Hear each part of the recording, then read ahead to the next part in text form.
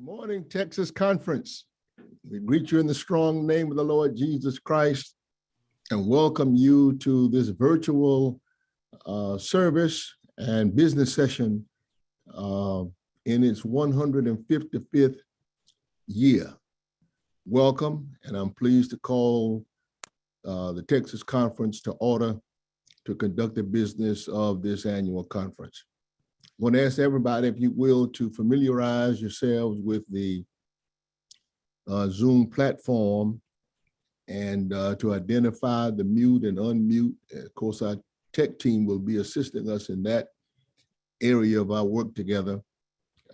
Please identify the chat box, and in that area, you will be responding to some questions, and we'll use that method also for our electronic roll call. In years past, it would take us an hour, hour and a half to call the roll. And but now with this new technology, we can do it in roughly 15 or 20 minutes.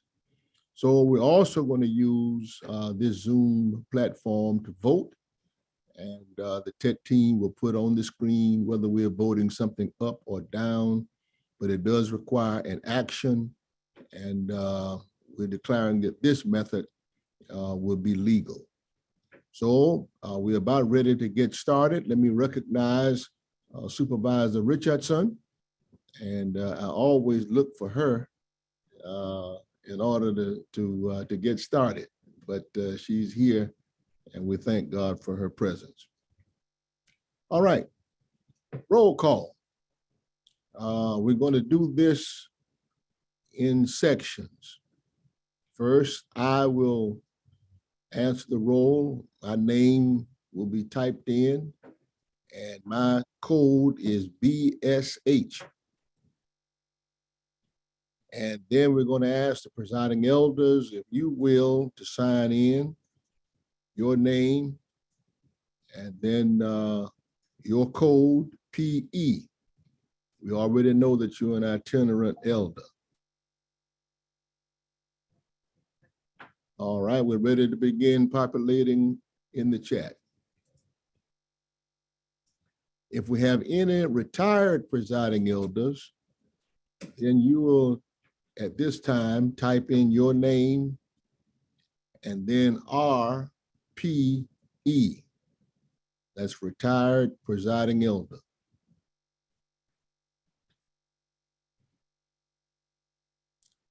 Okay, we're moving forward. Let me ask all itinerant elders, if you will, type your name, comma, IE.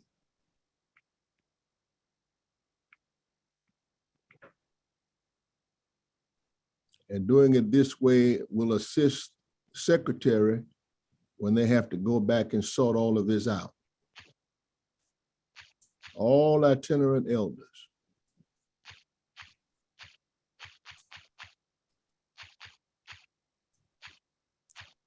All right, it has stopped populating.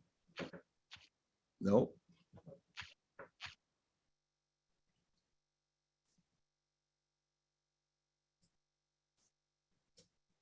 Itinerant elders, your name, comma, IE.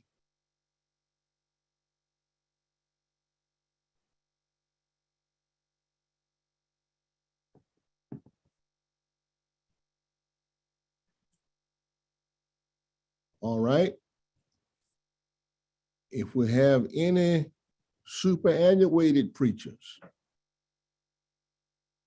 you're going to type in your name, then SA, superannuated, your name, and then SA.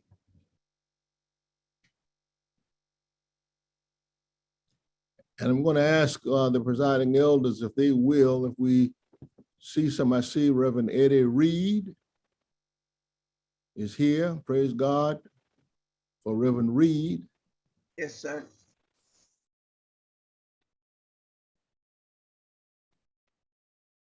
Yeah, put the screen on Reverend Reed. Let me see him. I see Reverend Johnny Jennings. Reverend Reed is in with Helen Reed. All right, thank you. Now I see Reverend Heloise Wilson. Where's Reverend Wilson? Here I am, Bishop. I hope I did it correctly. Yeah, I just saw your name pop up. Yeah, I see you. All right, good morning. Good morning, sir. All right. All right, we're moving forward now. Do we miss any? I want to acknowledge the superannuates. Did we miss any superannuates? Good morning, Bishop Richardson Jr. This is Elder Brenda Payne. We have 2 requests to be superannuated. Okay, we'll come back to that. All right, thank you, sir. I'm trying to just get the roll right now, so we'll come back. All right, itinerant deacons. If you are an itinerant deacon, then please type in your name and then ID for itinerant deacon.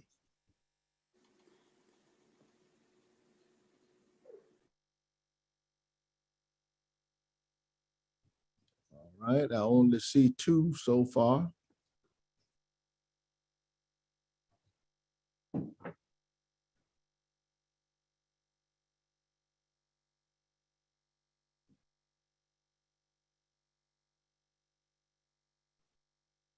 All itinerant deacons, itinerant deacons.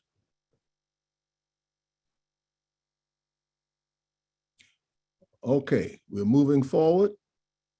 All local elders, if you are a local elder, I'm going to type in your name and then LE.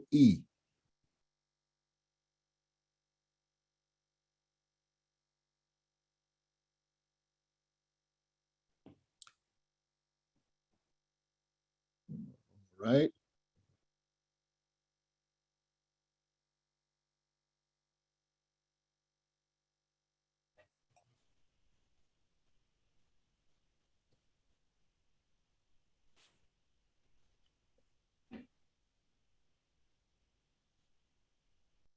Your name and LE.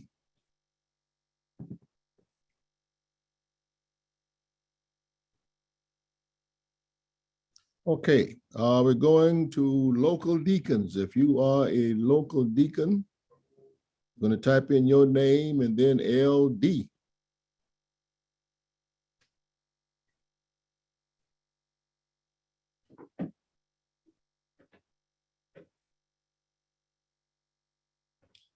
Now we're moving forward to the licentiates, and normally the licentiates would not be answering the roll. We would have them to answer the roll through the Board of Examiners. But in this instance, you get to answer the roll if you will type in your name. And if you are second year, you're going to type in your name and then L2,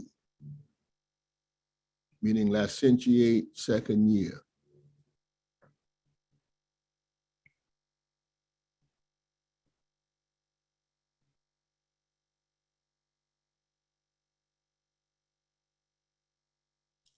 And the tech team has put up the code that we're looking at.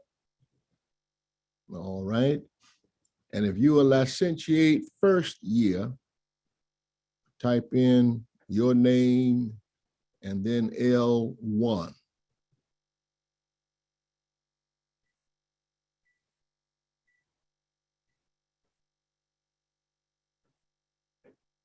And if you are coming in this year in the class on admissions, you're going to type in your name and then LA for licentiate admissions.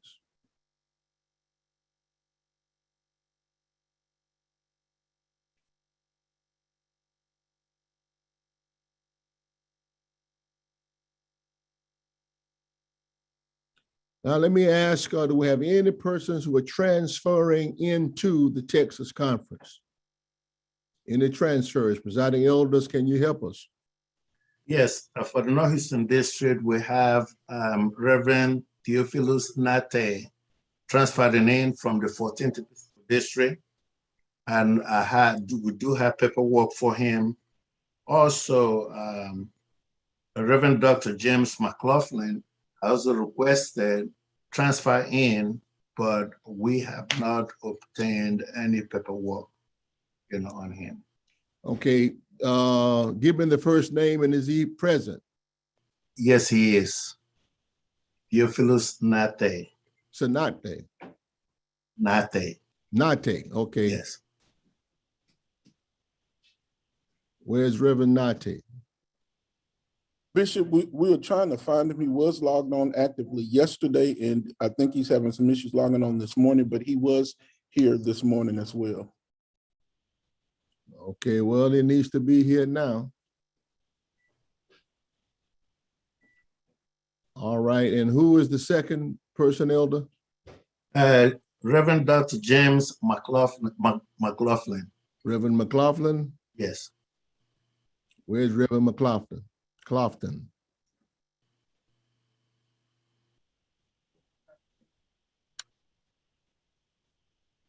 Be here. Reverend McLaughlin, you'll need to turn on your camera and unmute yourself.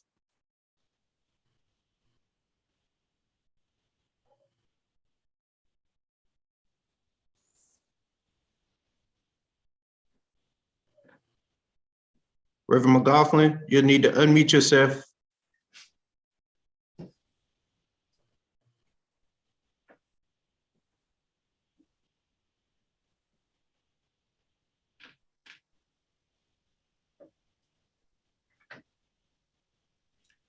While we're waiting on Reverend McLaughlin, Presiding Elder Payne, do we have any persons transferring into the Texas conference? Bishop Richardson, I received an email from Reverend John R. Johnson from the Southwest Annual Conference stating that he wanted to come back to the Texas Annual Conference. I have not heard anything else from him. I have sent a response to him via his text. J.R. Johnson, John R. Johnson. Reverend Johnson was appointed to a charge at the Southwest Texas Annual Conference. All right, So I don't know. thank So you. he's already situated in the Southwest Conference. Yes. Thank you. I had no further information. Appreciate that. Yeah, where that would work is that he would request of the bishop a transfer, or Yes. based upon some opportunity in the Texas conference, where either I or Bishop McKenzie would have already given him a document. Yes, I to asked for transfer. that information and I got no response. So All thank you right. so much. Well, if he's already situated in the Southwest Conference, then we can move forward. So is Reverend McLaughlin ready? Well, the blue light should be on.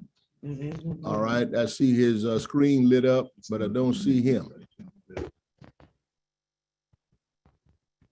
That shouldn't be the problem. Turn on your video, Reverend.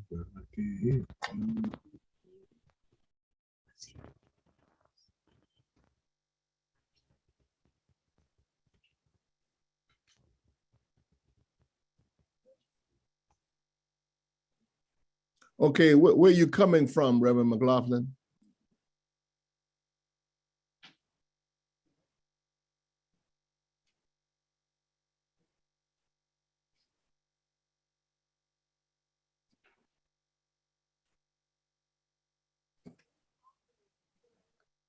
Bishop Reverend Nate is having difficulties getting on. I just spoke with him.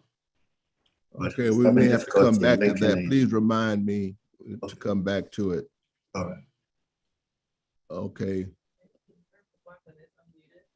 Reverend McLaughlin, you're unmuted. Where are you coming from?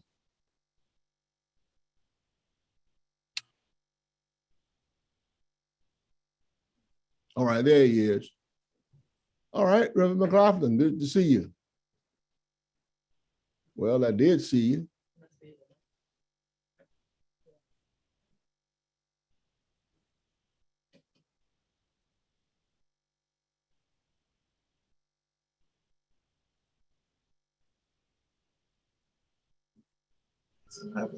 Reverend McLaughlin? Oh, I'm seeing him now. All right, he's on the big screen. All right.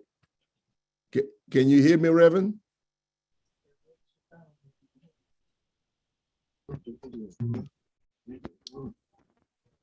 All right, you can hear me? Bishop, he may be having some audio problems. Yeah, his volume may be all the way down on his device. Thank you, Supervisor. Because I can see his microphone moving, so he's talking, but we can't hear him. So he may have some audio problems, Bishop. Okay. Yeah, his supervisor says his volume may be down, and so if you all, I'm going to ask the tech team if they'll try to contact him some way to assist him. We can hear him barely. We can hear, yes. Where you coming from, Reverend? You want me to call? Yes, I can't find the phone. Well, look and see if you can help me on the phone. If Reverend McLaughlin, if you start your video, we can hear you. Just speak up a little louder. Yeah. We're gonna have to let me do it this way. Let me just ask if Reverend McLaughlin will write into the chat area his name and where he's coming from. He's coming from the another 12th district. It's coming from the 12th district. Coming from the 12th district. Yes. Does he have a certificate from Bishop Mitchell? That's what we don't have. Okay, well, he will need that. And I guess the other thing is his age, because if he's superannuated. Has that? He's superannuated. Yeah, well, what we can do in a case like that, and I say this for the benefit of everybody who's listening, wherever you retire from is where you will answer the role from now on. So what we can do for Reverend McLaughlin is to welcome him. We'll give him a courtesy participation in the conference, but technically he's still a member of the 12th district. Superannuates don't transfer, they just move.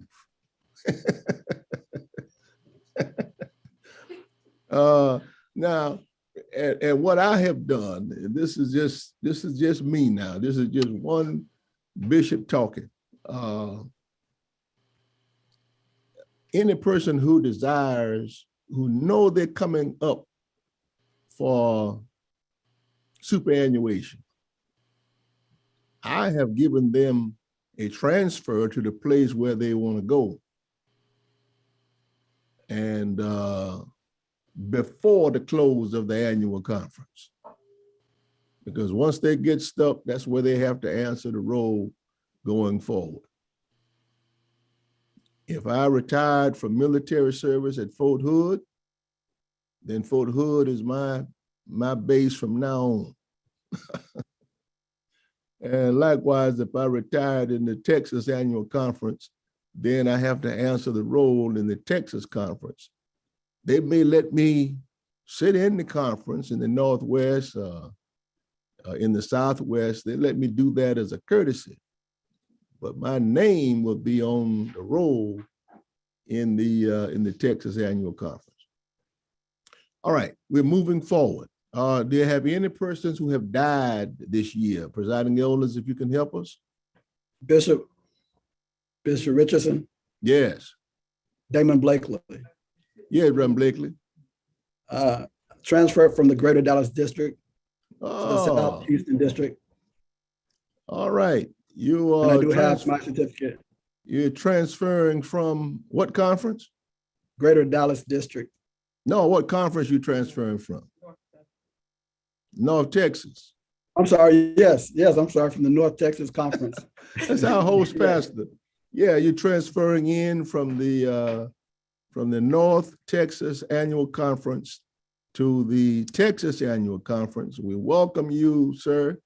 And you're working as a great host, and I'm grateful for all that you have done to make me feel welcome. And I still have to see Shiloh, but welcome to the conference. Thank you very much. All right. Do we have any other transfers? All right, we're moving forward. Do we have any persons who have died this year?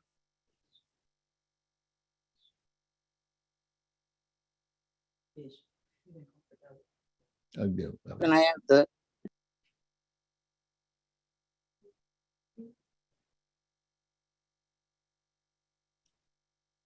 Presiding elders?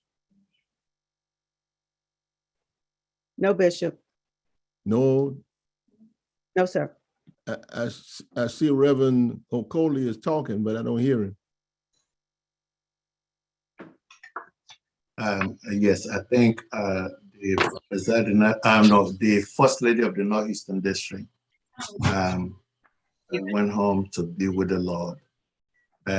We also, looking for my list.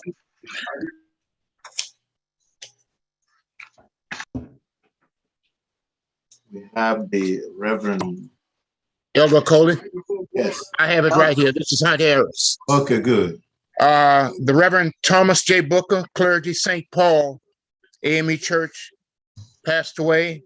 And also, as the elder stated, Sister Eleanor Coley, First Lady in North Houston District. Also on that list, Bishop, is Dr. Stanley McKenzie, retired supervisor of missions, 10th Episcopal District. Okay. Now, the way that we normally do this is when we talk about in the roll call, that's why we do this at roll call. Any person who was a member of the annual conference is the way we're asking this question. Who is a member of the annual conference? And so the First Lady and with Supervisor McKenzie, they will be reported and memorialized in the memorial service. But for this part of our record, we're only talking about clergy members, those who were deacons or elders with membership in the conference. So Bishop, that would be all of those names that you just gave us, we respectfully refer their names to the Committee on Necrology and Memoirs. So the only name would be Reverend Thomas Booker. Okay, thank you very much.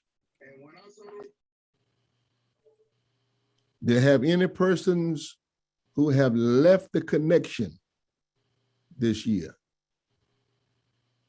Not that I know of.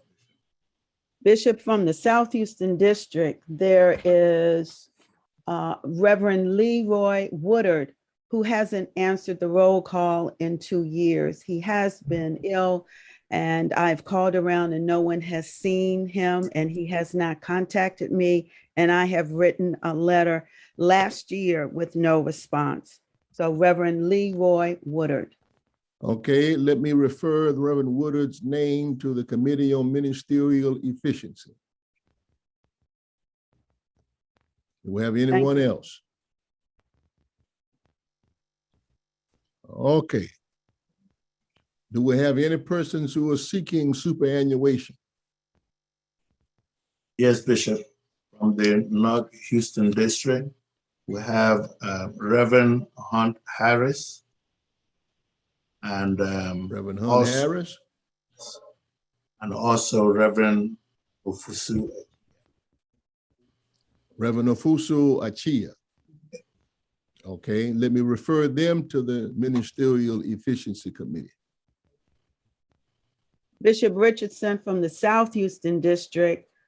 We have Reverend Harvey E. Magruder, who served 41 years in ministry and 38 years as a pastor. Second, All right, referring Reverend Magruder to the MEC for processing. It's the only committee that we have to address efficiency, but also retirement matters. yes.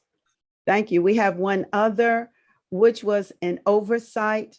The name is Betty, Reverend Itinerant Elder Betty Favors Palmer, member of Clear Lake Church. She came to the Houston area and Clear Lake as a superannuate, but she was registered on the roll as itinerant elder.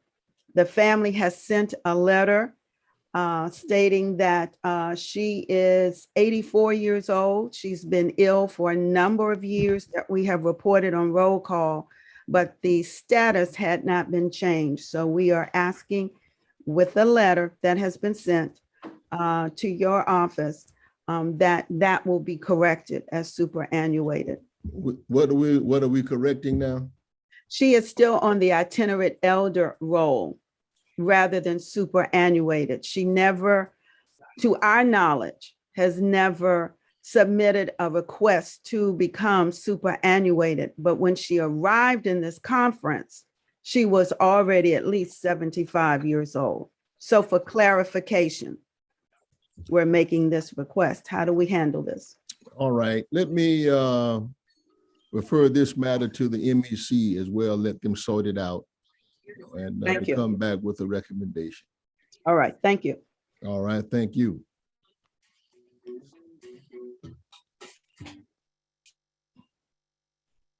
All right, now delegates. Delegates, if you are a delegate to this conference, we're going to ask for the host district to sign in first. And if you're from the South Houston District and a delegate, you're going to type in your name, your church name, and your, what am I asking? Oh yeah, and the district. So for you, it would be your name. No, I'm sorry. Yeah, DEL SHD. Your name, DEL, your church, SHD. Your name, your district, SHD, and your church.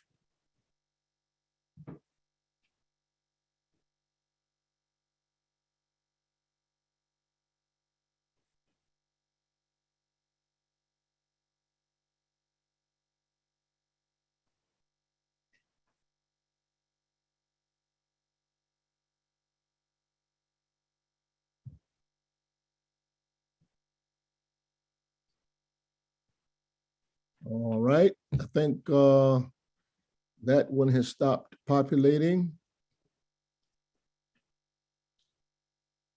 Let's go to the North District. Your name, your church,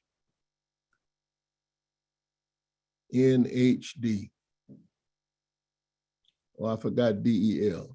Your name, DEL for delegate, your church, and then NHD.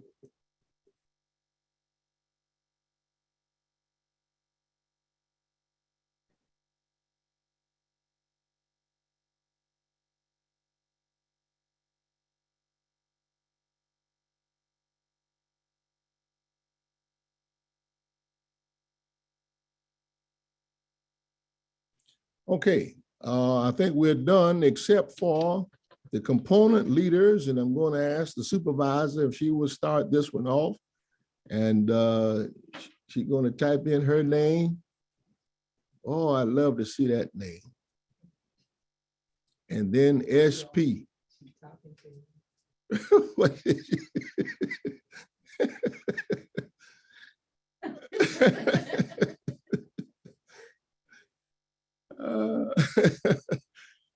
so all of the components, if you are an Episcopal district officer, you see, if the tech team will put up the code, and you can see how we expect for you to sign in today.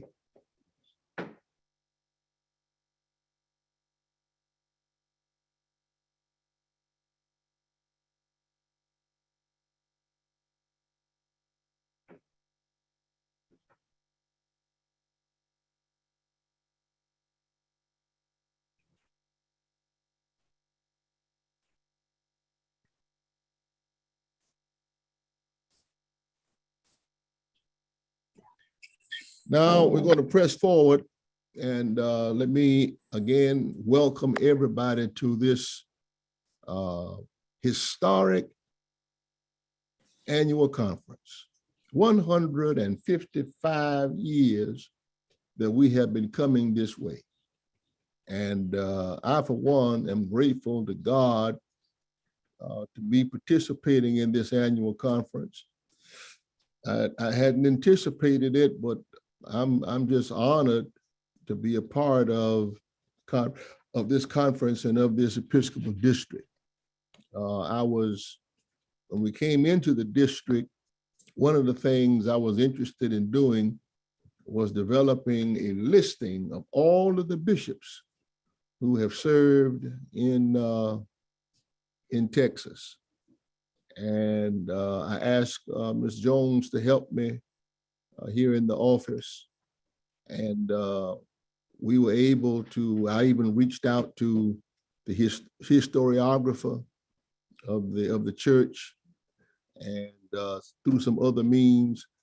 And lo and behold, one of our congregants in the Houston area supplied us with a list as they had been celebrating their church's anniversary, and they had a listing.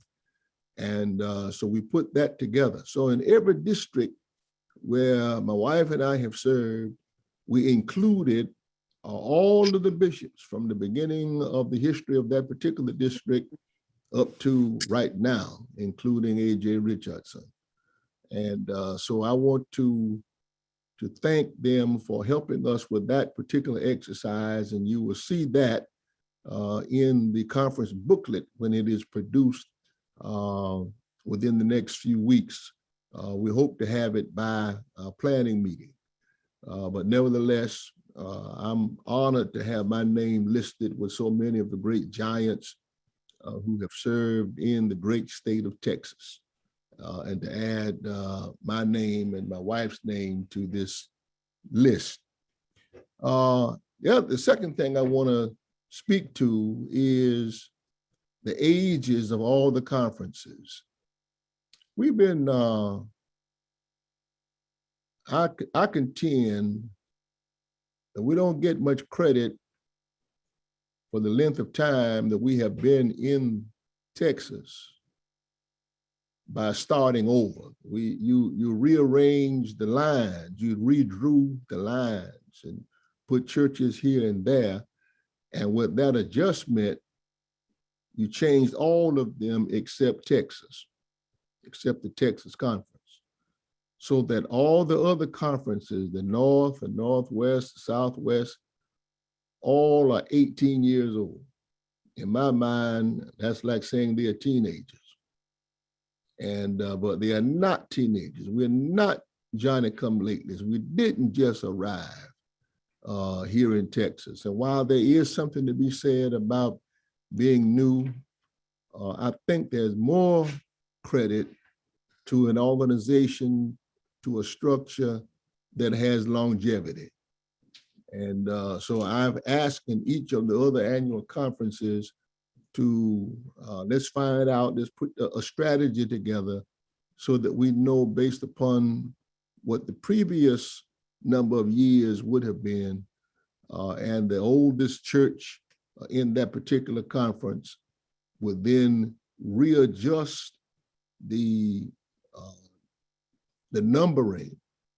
And so I would assume that some of those conferences would be nearly as old as this historic Texas conference. So we'll continue with this new arrangement in parentheses. But I think we need to go back and pick up what our real age is. If I'm 100 years old, I don't get much credit for saying that I'm 18. I mean, you can look and tell that I'm not 18, except when I go to the store and they want to card me. Can I tell you all a story that I actually got carded for trying to buy root beer? Thought it was hilarious. And the lady looked at the thing and said, I need to see your ID. I said, for what? Well, because, you know, you're buying beer. I said, you're going to card me for root beer? So at any rate, you can tell I'm more than 18. And so likewise, all of these other annual conferences across the great state of Texas are 18 years old, but they're a whole lot more than that. There's a whole lot more that's packed into that history all over this state. So we're going to make that adjustment, and prayerfully it will be ready for us at planning meeting. Okay, let me ask now for the organization. Presiding elders, if you're ready. We are ready, Bishop. Thank you so much. To the 155th session of the Texas Annual Conference, we are making these recommendations that first, in the organization, that the special assistant is Dr. Connie Spates Richardson, secretary, Reverend Lynette Patterson, assistant secretary, Reverend Dr. Brenda Arnold Scott, statistician, Reverend Gloria Cash Sam, reporter, Reverend Joyce Brooks, and additional assistant, Reverend Cheyenne Eichelberger. All right. Let me ask for a motion that the recommendations of the presiding elders concerning these functionaries in this 155th session of the annual conference be elected. I so move, Bishop. A second. Who's the seconder? Reverend Mark Jackson. All right, Reverend Mark Jackson seconds. Is there any discussion? All those in favor of the motion, let us go to the polls to vote.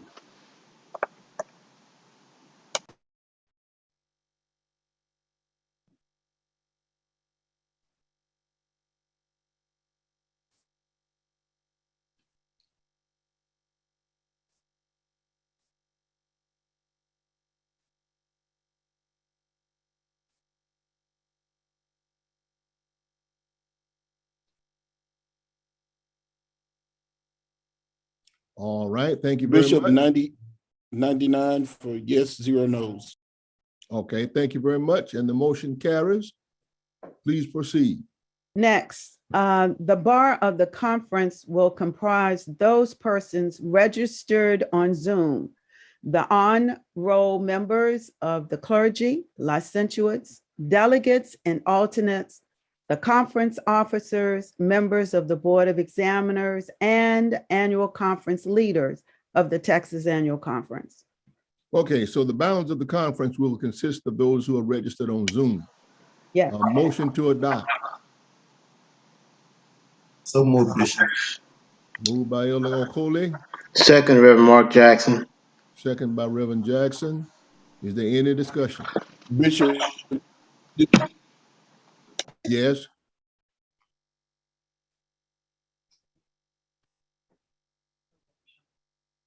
Reverend Nickelberry? Sorry, sir. We're ready. I was trying to second, but I think Pastor Jackson got it. All right, let us vote.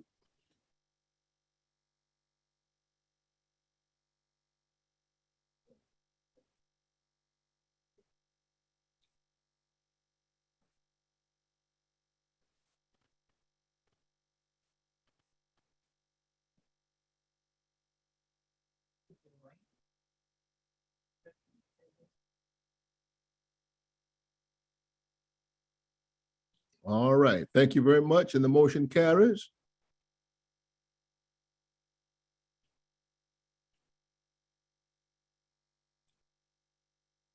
All right, you may continue, elders. We are recommending that the following persons be elected to serve as marshals: Reverend Willie Miles, Reverend Anthony Felder, Reverend Oscar Green III, Reverend Jeffrey Pittman. You have any lay people on that group? No. Well, give us at least one lay person from each district. Let me, Sister Aneta Anglade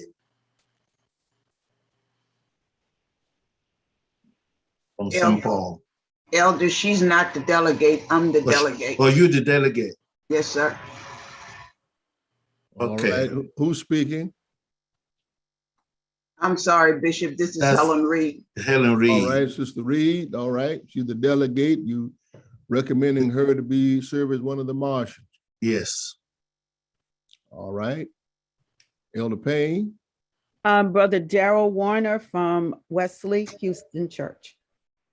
All right. And with this entire list now, I'll accept the motion that they be elected.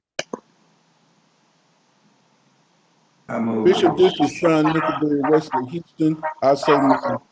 Second, Reverend Mark Jackson. All right, thank you. Any discussion? All in favor, let us go to the polls to vote, yea or nay.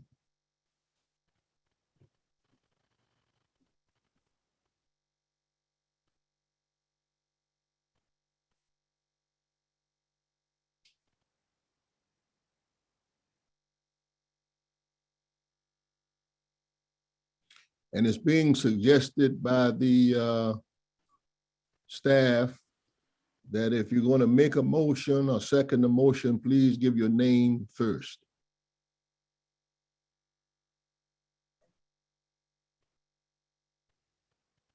All right, the motion carries, and thank you very much. All right. All right, Elder- Bishop. Next, we have the Stewardship Committee. Yes. The names are Reverend Roderick D. Dawson as chair, Reverend Kevin Bullock Sr., Reverend Brenda A. Johnson, Reverend Mary Reed, Reverend Carol Eccles, Sister Ava Parker, Brother Jesse Clinton, and Reverend Dr. Leo Griffin as the conference treasurer. Okay, let me, I only heard 2 lay persons on that list. Correct. Please give us one from each district, another lay person from each district.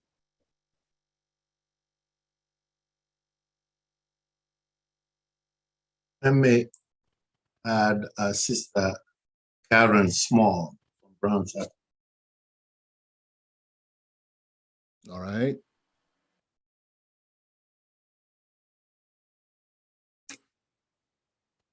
Elder Payne. I'm thinking. How about Sister Joyce Dixon? Oh, that's great.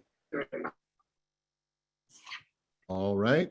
Let me get back to you on that, please, for 1 second. She said.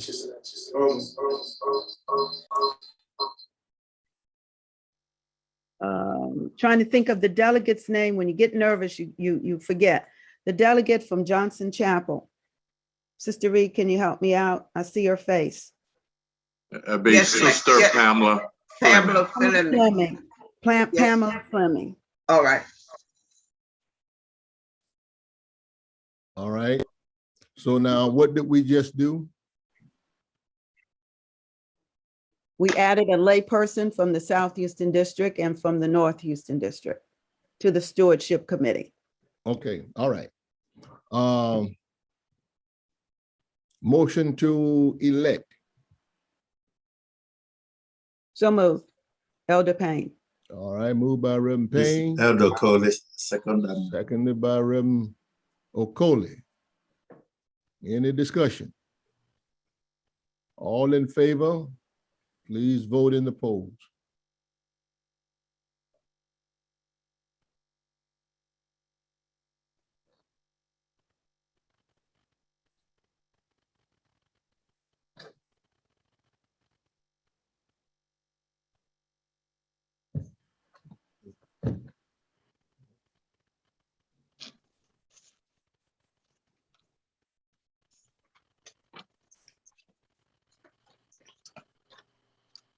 All right, the motion carries. Thank you very much.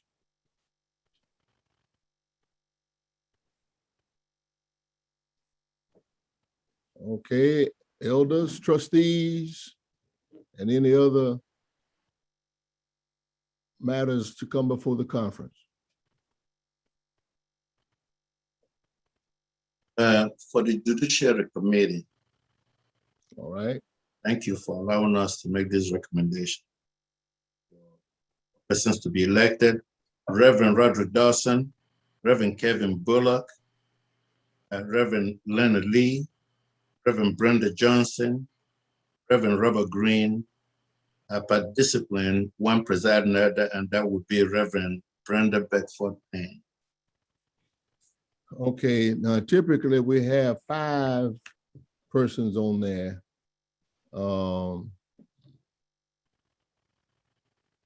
And at least 2 women.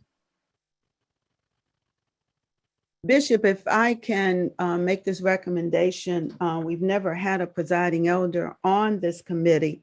If this is something that you would approve of, you can remove my name. And then we'll go with the 2 others that you have suggested. Okay. All right. Okay. Give us those names again, Reverend Okole. Reverend Roderick Dawson, Reverend Kevin Bullock, Reverend Leonard Lee, Reverend Brenda Johnson, Reverend Robert Green. Okay, now, did you still only have 1 female on there? Yes. Okay. And so we need another female. Elder, would you recommend another female? And we'll take one of those men. Or do I take one of those names off? Yeah. We can remove Bishop, this is Reverend Dawson. Robert. This is Dawson. You can remove me. I have much on my plate, and you can remove me.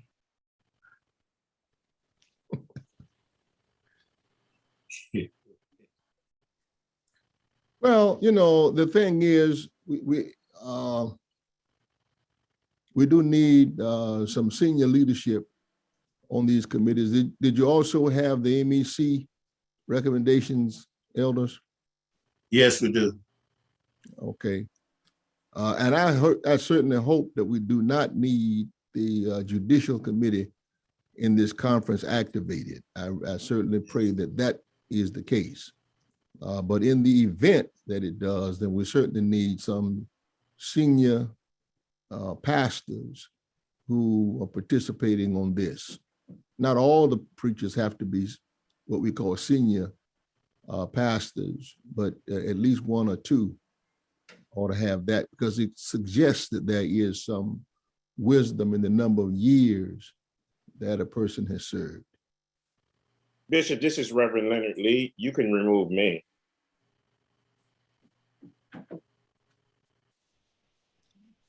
All right, we'll accept that. And if you all will give us the names of 2 women, then we will insert their names. And let me thank Reverend Lee for his largesse, for his generosity. Let me defer that to South Houston District Thing if she will give a name. Sister Deborah Jones from Clear Lake. Now we need a pastor. Oh, a pastor, I'm sorry.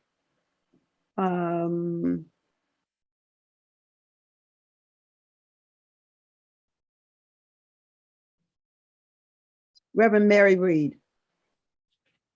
All right. Now, for the benefit of the secretary, would you give us those names again? We have Reverend Roger Dawson, Reverend Kevin Bullock, Reverend A.M.E. Reed, Reverend Brenda Johnson, and Reverend Robert Green. And all right. And now we can. And we still including the presiding, one presiding? No. No, okay. All right. Those are the 5 names. Okay. I'll accept the motion that they be elected. So moved. Moved by Reverend Elder Payne. Payne. I second that motion, President. All right, second by Reverend Okole. Is there any discussion? Any further discussion? All right, all those in favor, let it be known in the polls.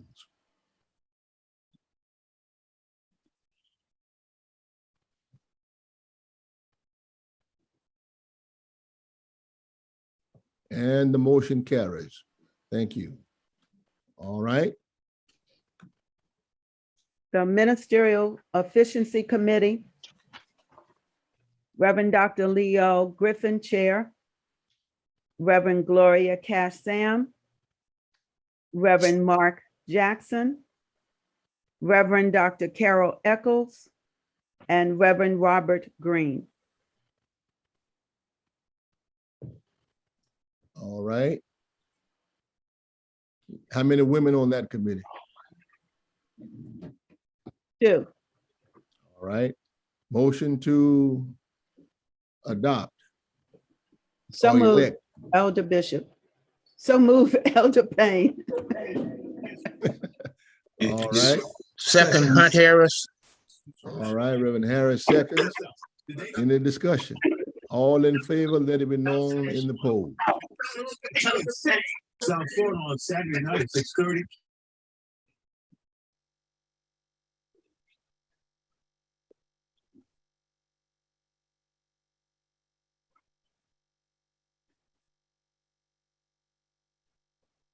All right, the motion carries.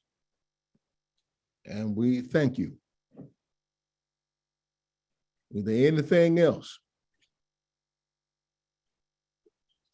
You do indicate a while ago, Bishop, the election of conference trustee. Yes. Okay, that's what I thought. And we have the following names to be recommended for election. Reverend Roger Dawson, Dr. Leo Griffin, Gloria Sam Cash, Kevin A. Bullock, and then both presiding elders, Brenda Payne and Senator. How many trustees do y'all typically have?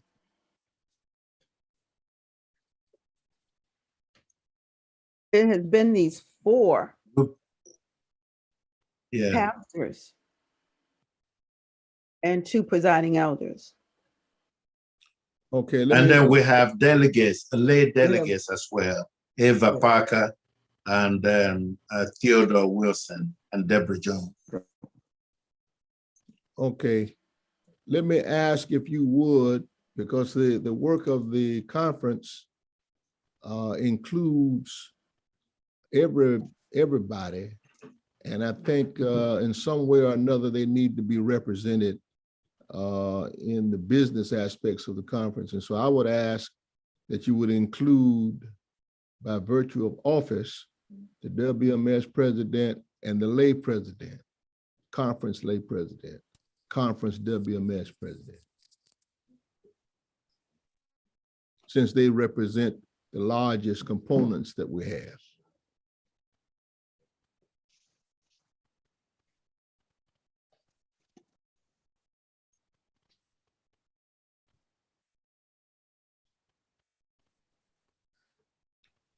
So that list would sound like what again? It would be the following names to be elected: Reverend Roger Dawson, Reverend Leo Griffin, Reverend Gloria Sam Cash, Reverend Kevin Bullock, both presiding elders, Chumo Coley and Brenda Payne, WMS President Leslie Jones, and lay President Ruben Brazil II. All right, they will be the trustees for the Texas Annual Conference for 21-22. And I'll accept the motion at this time for their election.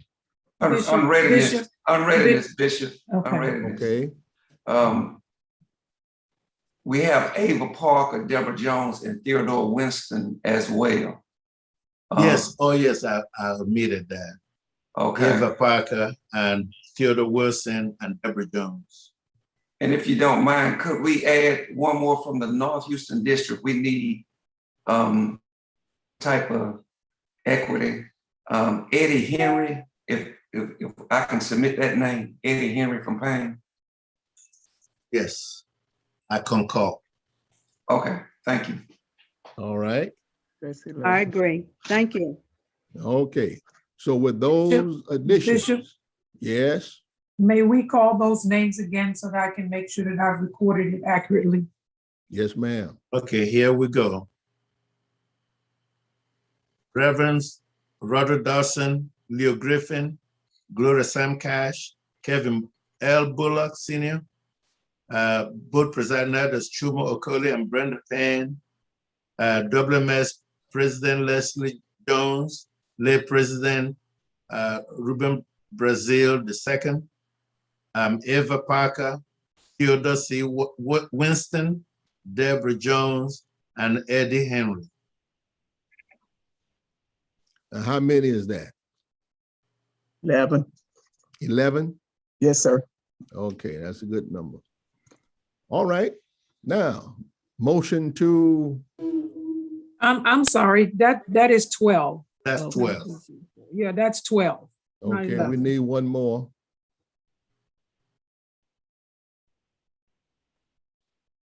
Bishop, while they're thinking, would you simply, because I'm a stickler for protocol, would you add Ms. or Mr.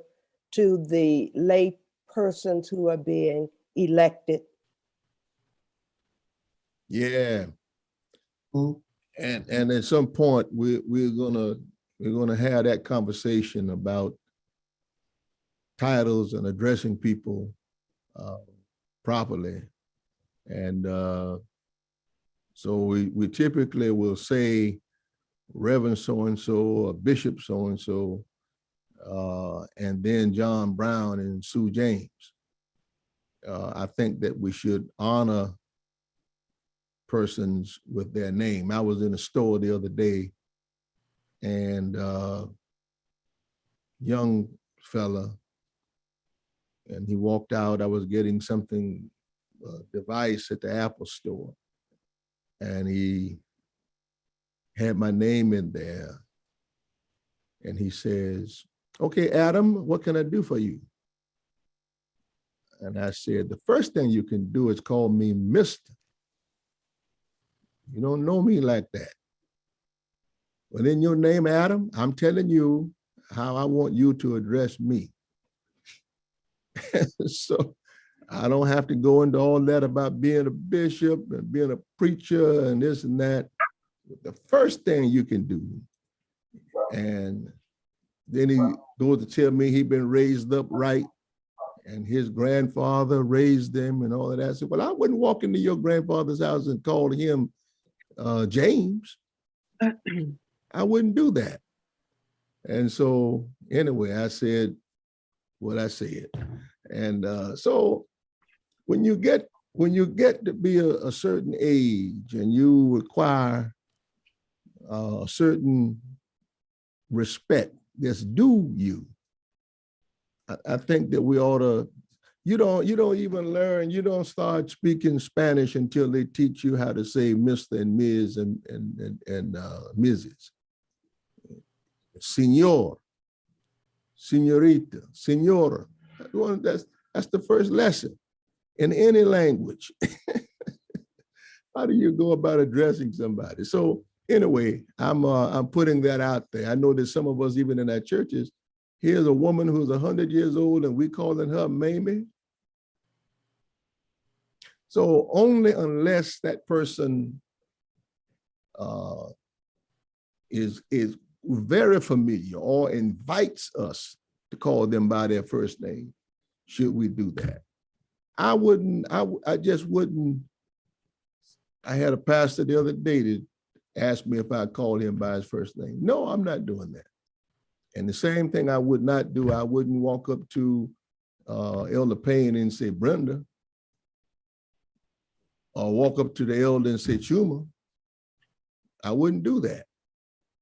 So anyway, so we're talking about lay persons in this context, even if we know them very well, then just be sure to insert Mr. or Ms., Mrs., or brother and sister, some sort of a handle on that name.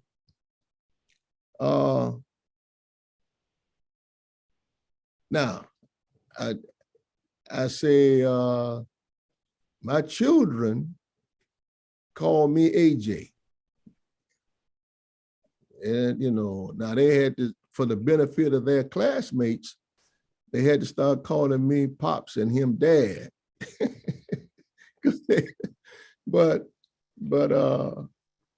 ordinarily they see me coming and say, here comes AJ. But they were taught that from the earliest. I mean, it's no sooner than they could form mama and dad in their mouth. I taught them to call me by my name like everybody else that I grew up with playing in the sandbox. But everybody else, I think we owe it to one another, since we went so long being disrespected, that we owe it to one another to show respect to each other. All right, I didn't mean to go into that long speech, but anyway, I think it's good for the order. Okay, yes, sir, Reverend. I see your mouth working, Reverend Okoli. We will take note of those corrections regarding our lay persons, okay, our lay delegates. We'll do that. To complete this matter before us, Trustee, we indicated we needed one more person.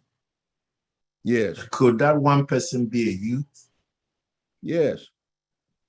So could that automatically be the youth president? The only thing I would say is that they would have to at least be legal, that, for example, the person who is the YPD president or something like that could by virtue of office, but they would need to be able to sign documents. And I think that age is 18. If I may ask, is the YPD president 18? Desrion Green. Yes, he is. This is He's Carmen. 18. So we can have his name, President Desmond Green. Sounds good. YPD president. Sounds great. Okay.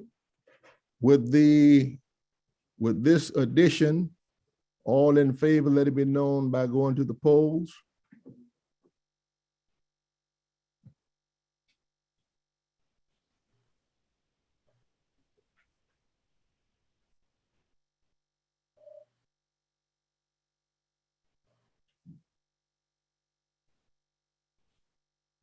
All right, the motion carries and the trustees are elected. Thank you very much. All right, now we've been working for an hour. We've done the roll call, we've done organization, and I think it's time for a stand-up break. And so we're going to just stand up and we're going to ask for a little music, and we come back. We'll begin with the presiding elders summary report. And then following them will be the Board of Examiners. All right, let's take a 2-minute break.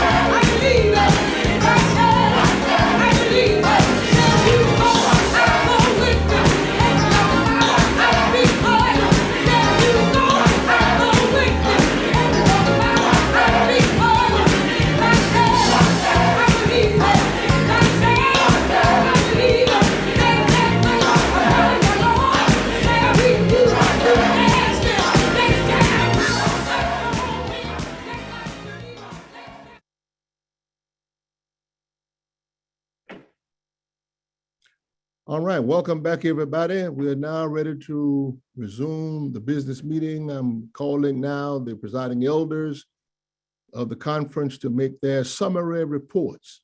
Let me ask the host, presiding elder, if she will, to come at this time to make her summary reports. And let me just say from the outset, and this is for information purposes to the rest of the conference, what you will not hear in these reports, the exact numbers, meaning how much. You will see, you hear how many, but not how much. And the reason we're doing that is for safety reasons. And I do not want all of this kind of delicate information to be distributed over the World Wide Web. And it is not the business of the whole world to know what's going on in the Texas Annual Conference in terms of the exact numbers. Now, I will say that the members of the Stewardship Committee did meet with the presiding elders, and they heard firsthand the reports. So they've received the reports on behalf of the annual conference to verify that these numbers are accurate. As a matter of fact, not only the committee of the Stewardship Committee, rather, of the Texas Conference, but also the accountant in the person of Reverend Burgess also went over these numbers. And so we have verified that these numbers are accurate. So with that, you'll hear a kind of generic report from the presiding elders, but we do this because it is important for the presiding elders to also report to the conference. So I'm pleased at this time to present Presiding Elder Brenda Payne to make her summary report. Thank you, Bishop, for this opportunity. I would like to make this one additional comment. The delegate, Sister Lottie Mayberry of Tyree Chapel from Bay City, name should be added to the necrology committee, should be sent to the necrology committee. She was a delegate last year. I have written her name in the chat already. All right. That's it. Thank you, Bishop. Refer that name to the committee on necrology. Thank you. To you, Bishop Adam Jefferson Richardson Jr., Supervisor of Missions, Dr. Connie Spates Richardson, and to all the clergy, evangelists, exhorters, adult lay and youth delegates, alternates, connectional, 10th District and annual conference leaders of the 155th session of the annual conference. I am honored to make my 6th report as presiding elder of the South Houston District, which comprises 22 churches. That is inclusive of Reedy Chapel, the mother church of African Methodism in the state of Texas. Our theme has been soaring to higher dimensions, and these 5 dimensions are spiritual enrichment, evangelism and outreach, stewardship, evangelism and outreach, stewardship, economic development, and leadership training. We are working in Caring District, and I'm delighted to report that the South Houston District responded to several disasters this year, aside from the pandemic. In the throes of the winter storm, relief was sent in the way of food, water, and cleaning supplies in and out of state. $3,050 was sent to the 10th District to aid Haiti. In the wake of Hurricanes Ida and Tropical Storm Nicholas, water and cleaning supplies were distributed to churches and communities at large. With the receipt of monies from the Texas Annual Conference, WMS and other contributors, 1,200 people were fed in LaPlace, Louisiana, with grilled hamburgers, hot dogs, chips, cookies, sodas, and cases of water under the leadership of Reverend Lynette Patterson, the chair of our South Houston District Disaster Relief Committee, assistant consultants, Reverends Derek Cyprian and Walter Lawson, and Reverend Leonard Lee, as well as our missionaries from Wesley and Brown Chapel taking the lead, and local A.M.E pastors in Louisiana who joined the efforts of chefs, Brother Pete Patterson and Reverend Leonard Lee. With all of that, my summary report is as follows. 22 pastors and churches have paid their connectional budget in full. 20 out of 22 pastors and presiding elder has made their annuity contributions. 2 of the pastors are local elders and ineligible to make contributions to this fund. 22 pastors and presiding elder have paid into their life insurance.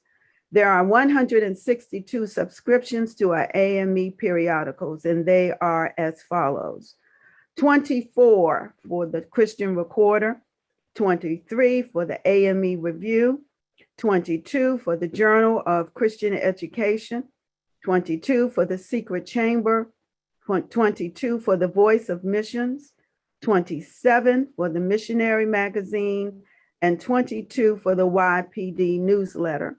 All financial obligations for the 10th District, for the Texas Annual Conference, for the Presiding Elder District have been filled. Thank you, Bishop, for this opportunity to give this report. Thank you very much, Elder. Thank you for your stewardship and for your leadership of the South Houston District and for the good work that you've achieved this annual conference year, you along with your dear husband, First Gentleman. Brother Payne. God bless you both. Thank you. All The good right. gentleman of 41 years, Bishop. This 41. coming April, 41. Yes, sir. Thank you. All right. Congratulations. Okay. Presiding Elder Chuma Okole. We'll now hear your Bishop. summary report. To you, Bishop Adam Jefferson Richardson Jr., to Supervisor of Missions, Dr. Candy Space Richardson, to all clergy and laity of the 155th session of this Texas Annual Conference. I am honored to make my 7th report as presiding elder of the North Houston District, comprising of 20 churches, for the first time in my entire ministry, as a pastor, and 7 years as presiding elder. My wife is not of 39 and a half years, is not with me. Today she went home to be with the Lord November 23rd of 2020.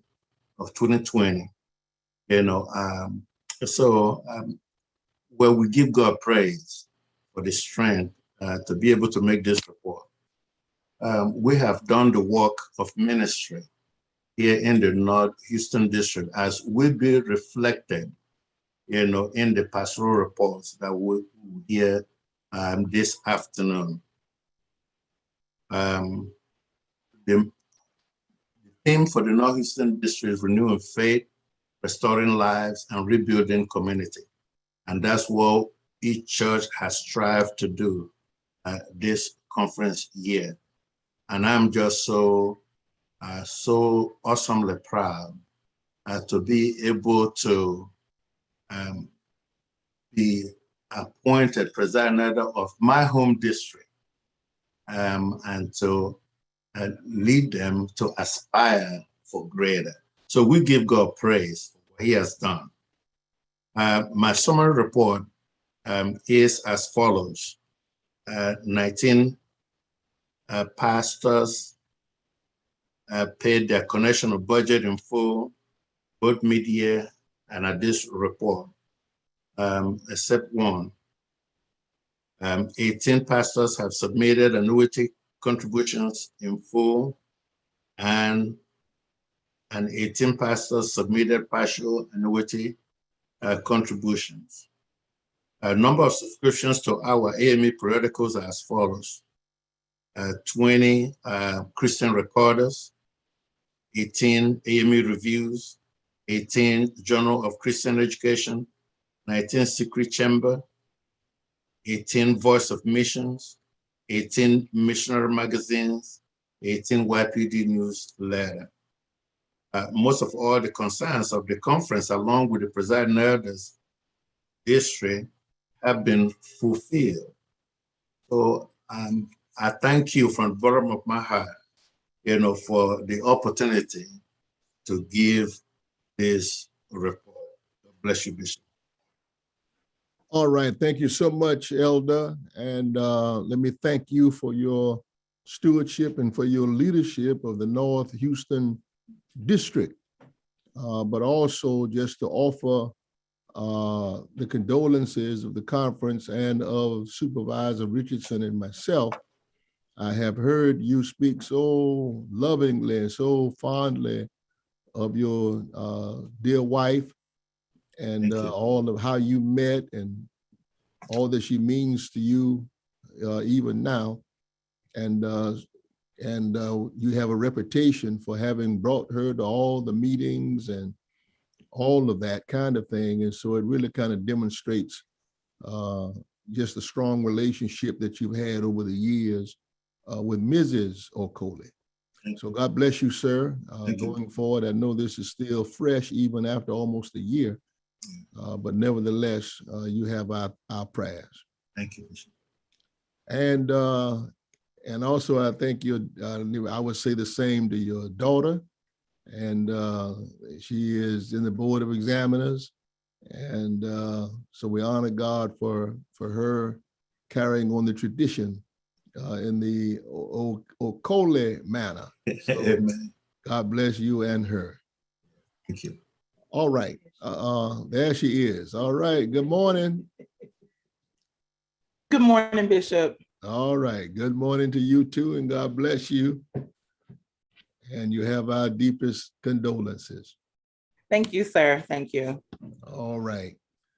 We'll now hear the report of the Board of Trustees, and I anticipate hearing any matters pertaining to the legal concerns, anything related to abandoned property, and any matters referred to the committee by the Committee on Mission Circuits and Stations. Trustee. Good morning, Bishop. Good morning. Bishop A.J. Richardson, Supervisor Richardson, host presiding elder Brenda Payne,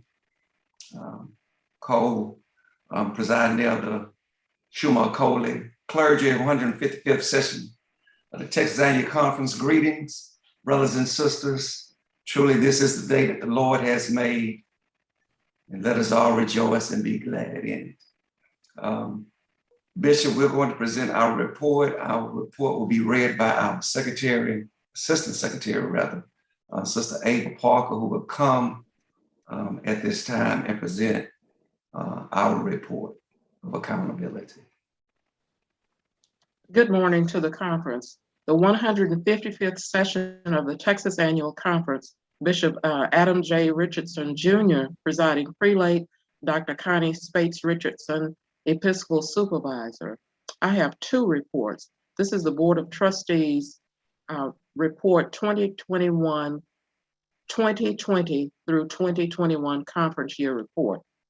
The following churches were previously sold and remain under owner finance terms with loan conditions currently being met. Number 1, Allen Chapel A.M.E. Church, Beaumont, Texas. Number 2, Hope A.M.E. Church, Prairie View, Texas. And number 3, St. James A.M.E. Church, Wharton, Texas. Items for consideration. Number 1, Wesley Chapel A.M.E. Church has submitted a resolution for the sale of the church property at 2209 Emancipation Avenue, Houston, Texas. Number 2, we received information regarding repairs needed at the Elnita McLean Women's Center located at 2223 Arbor Street, Houston, Texas. Recommendations. Number 1, it is the recommendation of the Board of Trustees that St. Paul A.M.E. Church located at 1905 Highway 321, Dayton, Texas, be considered for closure. Prayerfully submitted, Reverend Roderick Dawson, Chair, Reverend Dr. Leo Griffin, Reverend Gloria Cash Sam, Reverend Kevin L. Bullock Sr., Brother Theodore Winston, Sister Deborah Jones, Sister Ava Knapp Parker. The second report is for deeds and abstracts. Board of Trustees 2020 through 2021 conference year report, deeds and abstracts. Recommendations. Number 1, presiding elders are asked to inform all pastors to have legal documents on premises and in safe deposit boxes. Number 2, all pastors should locate said documents and place in a secure location.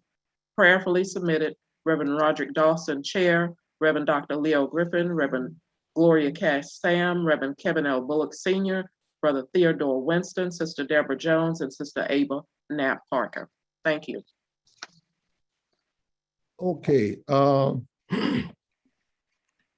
of this information, and it is information for the annual conference, but it must also include your recommendations concerning some of these matters. For example,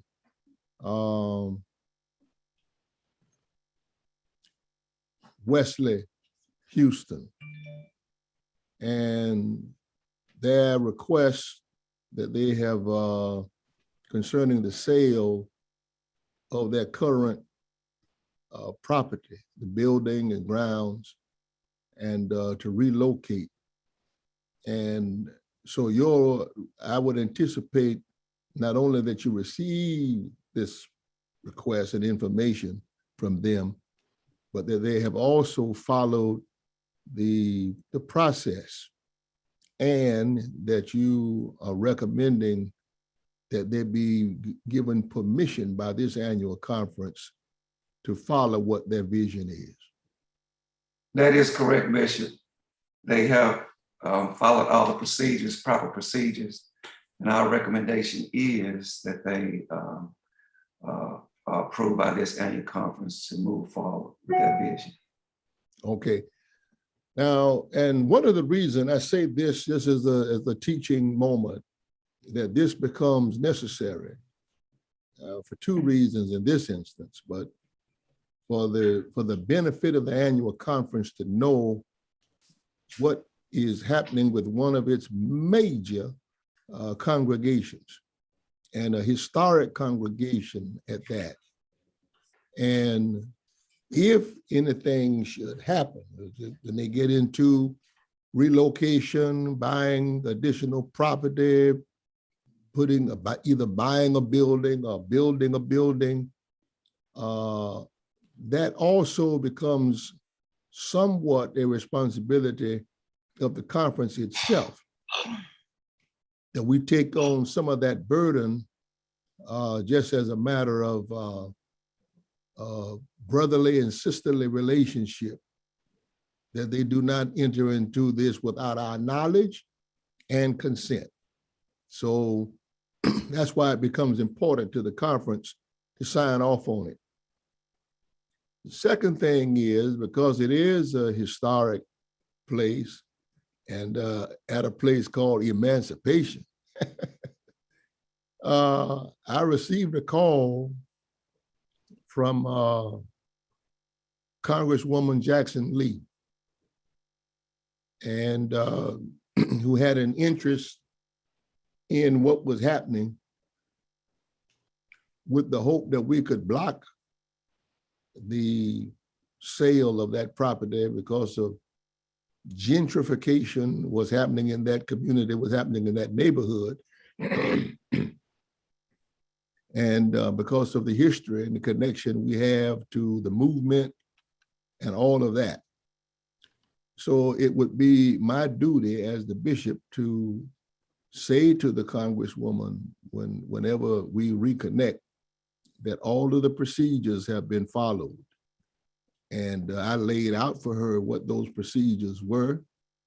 And I would also suggest that if there are any benefits to be derived through her office to help us move forward, to be able to say that this is our history, but not our future.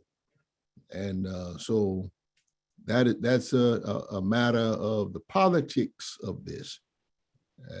And so this becomes a very important issue for us to settle in-house, and that we know what it is that Wesley is up to, and how we can be of assistance in supporting them morally and even perhaps financially at some point.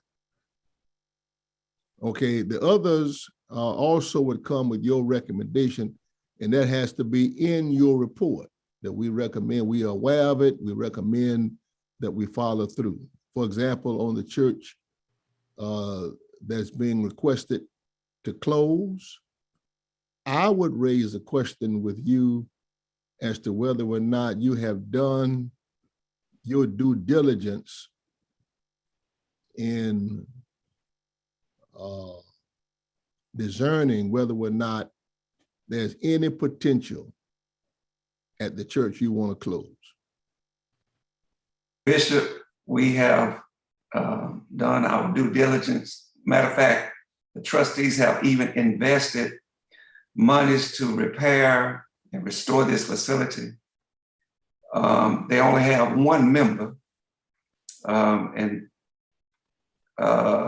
he's elderly. And I'm quite sure Presiding Elder Cole can give you more information on this particular congregation, but the trustees, we've done our due diligence. I've traveled there multiple times to make sure that we would try our best to try to rehab it where it would look feasible for a congregation to even worship in. So as trustees, we've done our work, but I'm quite sure Elder Coley can share more information if you would like to hear from him.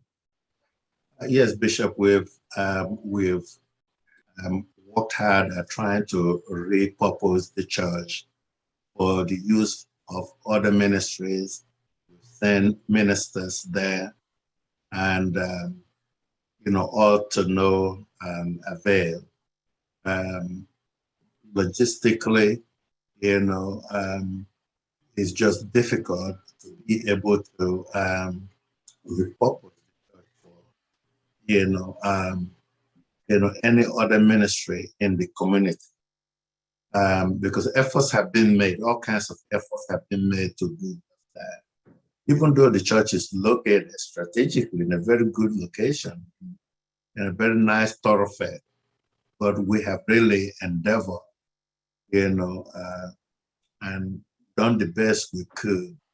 And then logistic, try to supply somebody there is just difficult. And then after all the efforts. Okay, you're cutting out. I couldn't hear the last part of your statement, Elder. So I was saying, we have done all that we could do in order to revive the ministry, but we just don't have any members there to work with in that community. And ministers that have gone there have done their diligent best, but have not been successful in trying to turn things around. And so the church has one member, really, no membership, really. I can assure you of that. Okay, all right. I have a, I guess it's a personal thing, that I hate defeat, and that sounds like defeat. And I have seen instances, and I give you just a couple, but where we have closed the ministry. We've closed it. I mean, I was and they decided to lease the building to another congregation. It blew up. The new congregation went into our building and blew up. And I'm looking at one in two places that come to mind in Florida, and one in North Carolina. The one in North Carolina had one member, and she was elderly, and she didn't even live in the town. But she would go back at least once a month. She'd ask her friends to come help her raise money, and just to keep the electricity on and keep the cobwebs out. And we sent a pastor there who happened to be a lawyer, and she went. I say she. she went and revived it, resuscitated this place that had one member. And I remember the lady's name was Venzula Jones, Mrs. Venzula Jones. That's an odd name to remember, but there was another Ms. Venzula Jones that my daddy pastored in Arcadia, Florida. So that name, how many Venzula Joneses could that be? But under this new pastor, that church got strong again. So, and I would say, if another congregation goes into our building and blows up, why not us? What's wrong with us? Got another friend, a small town and little bitty church sitting off the main road. Same thing. They went in our building, our cornerstone is still on the building, but he is now a bishop in our building. There's another place, Newberry, same thing. We could have sent somebody there. So a new situation has developed there with a person who had been a local elder in the A.M.E. church. All I'm saying is, if somebody else can go into our space, then maybe we just haven't put the right person there. I'm not saying that the others didn't do what they could do. I'm not criticizing them. I'm just saying we need to find that person who has a heart for that kind of ministry, to work a community and do what's necessary to resuscitate. We believe in the power of the resurrection. And sometimes the resurrection is not of a dead body, but a dead church. So, all right. So if that's the recommendation you're making, that we close this down, then the matter is before the conference. Bishop, now at your discretion, I heard what you said very intently. Maybe, just maybe, someone in this conference might consider, and the elder so desires, someone can go and view the land.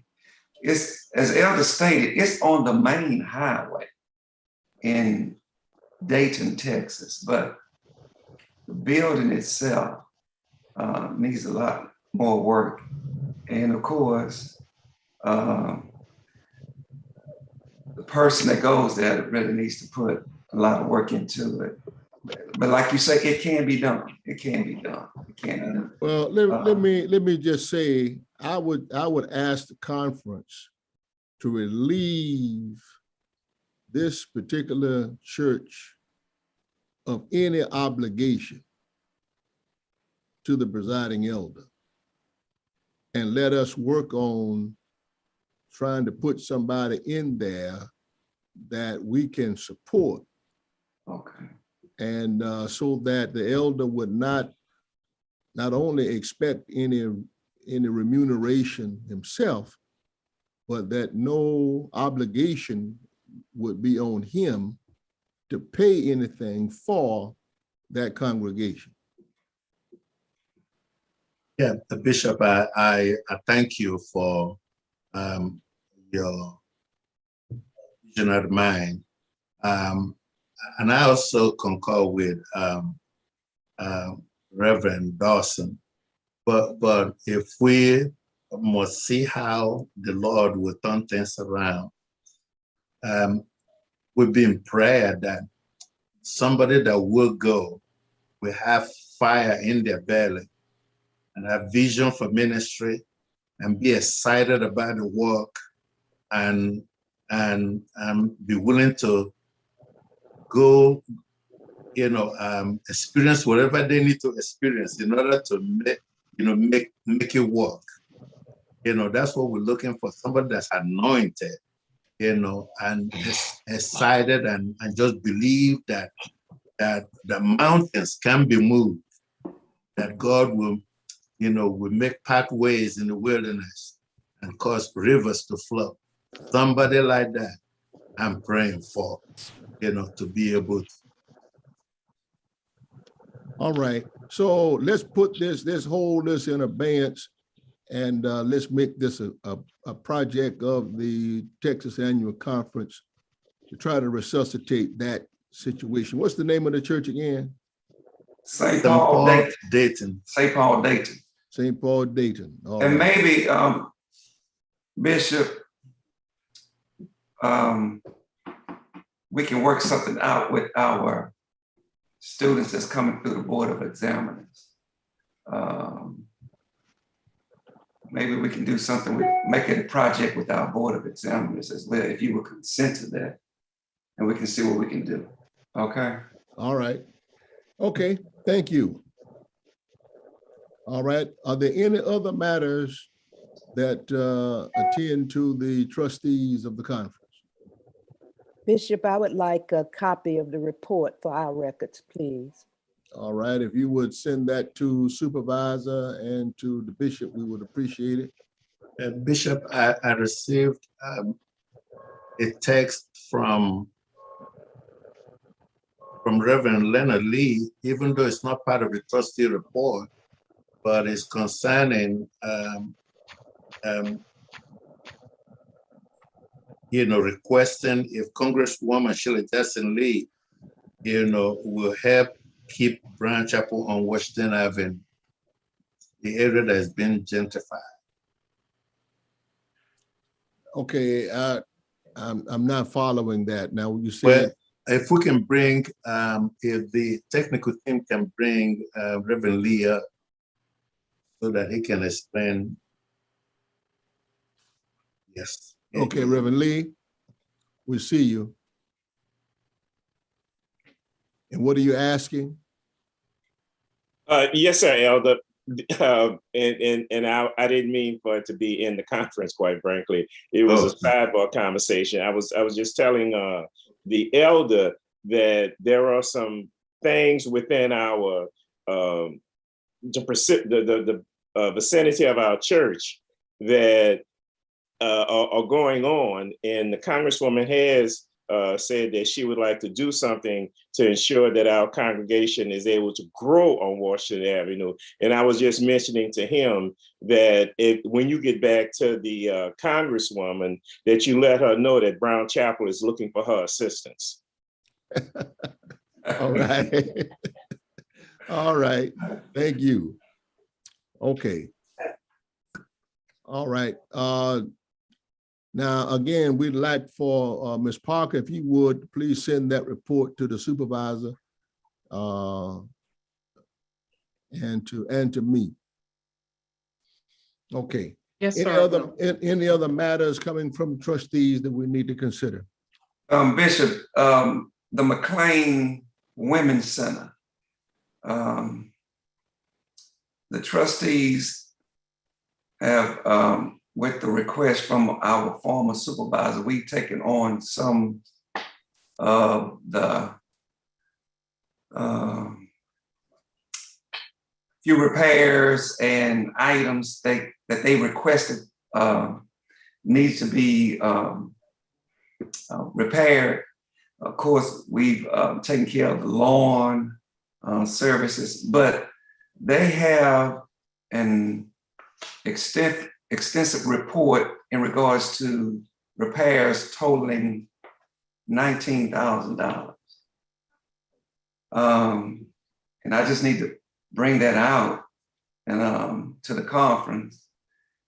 And we do want to work side by side in making sure that their goal is accomplished in restoring this place. But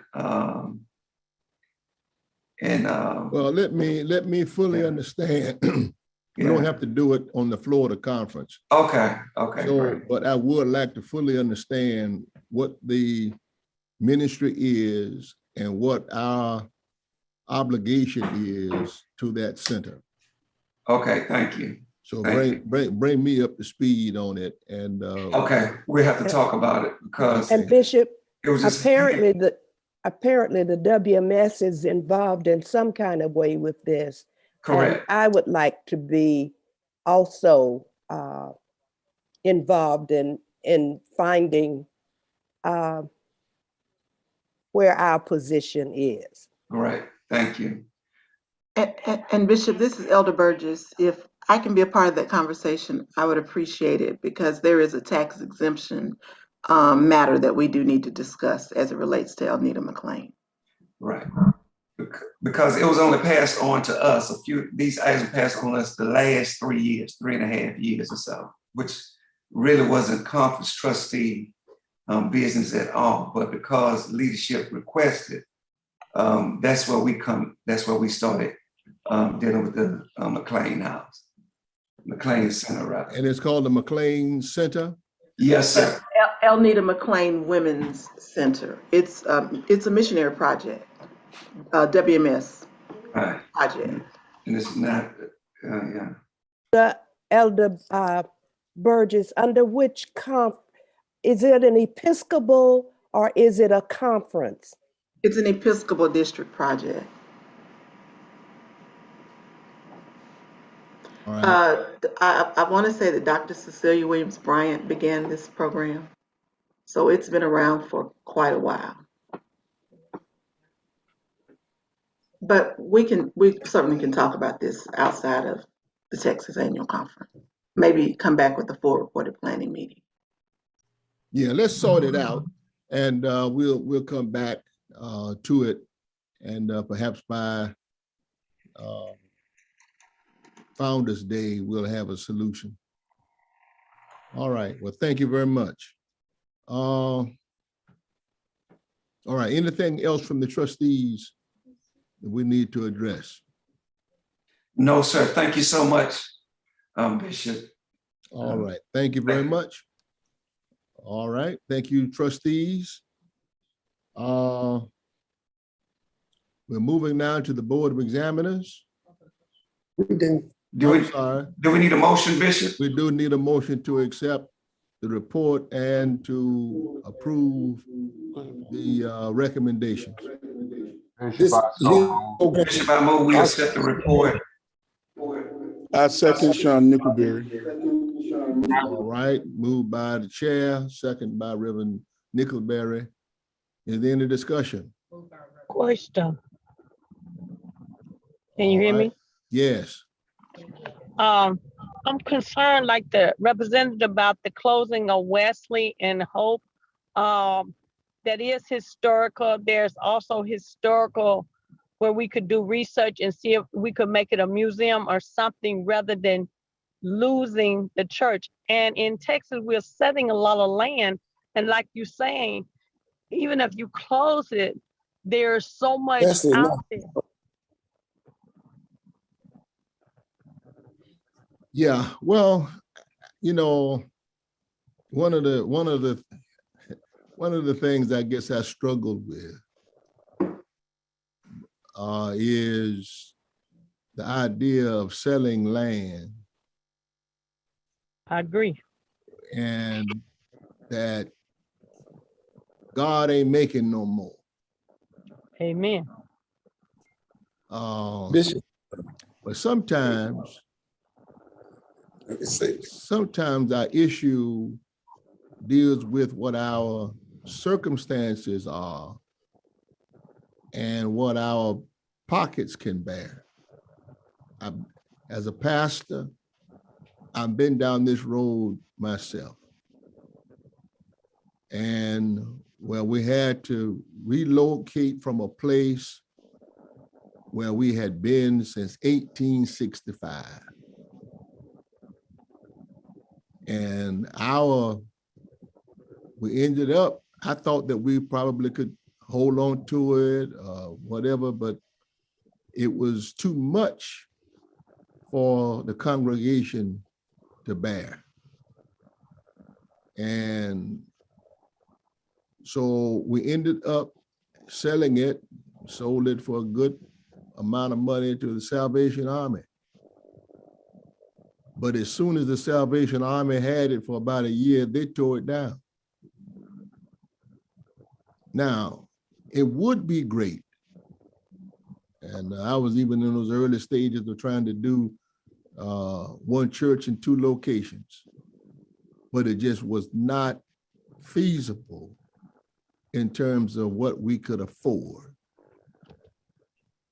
And so I'm all for the history. Lord knows I am. And I hate to see us walk away But from what I'm told, and I have had this conversation with Dr. Griffin, and he wants to say something now, but I have had this conversation, and the issue of gentrification and the people who are investing heavily in that, to buy that property, to give it a whole new look, and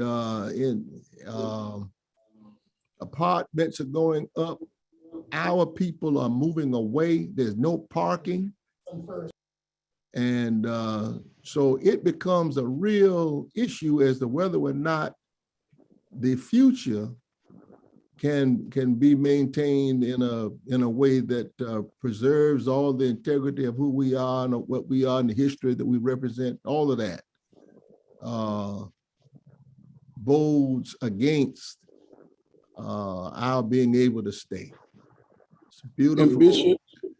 And you're talking about the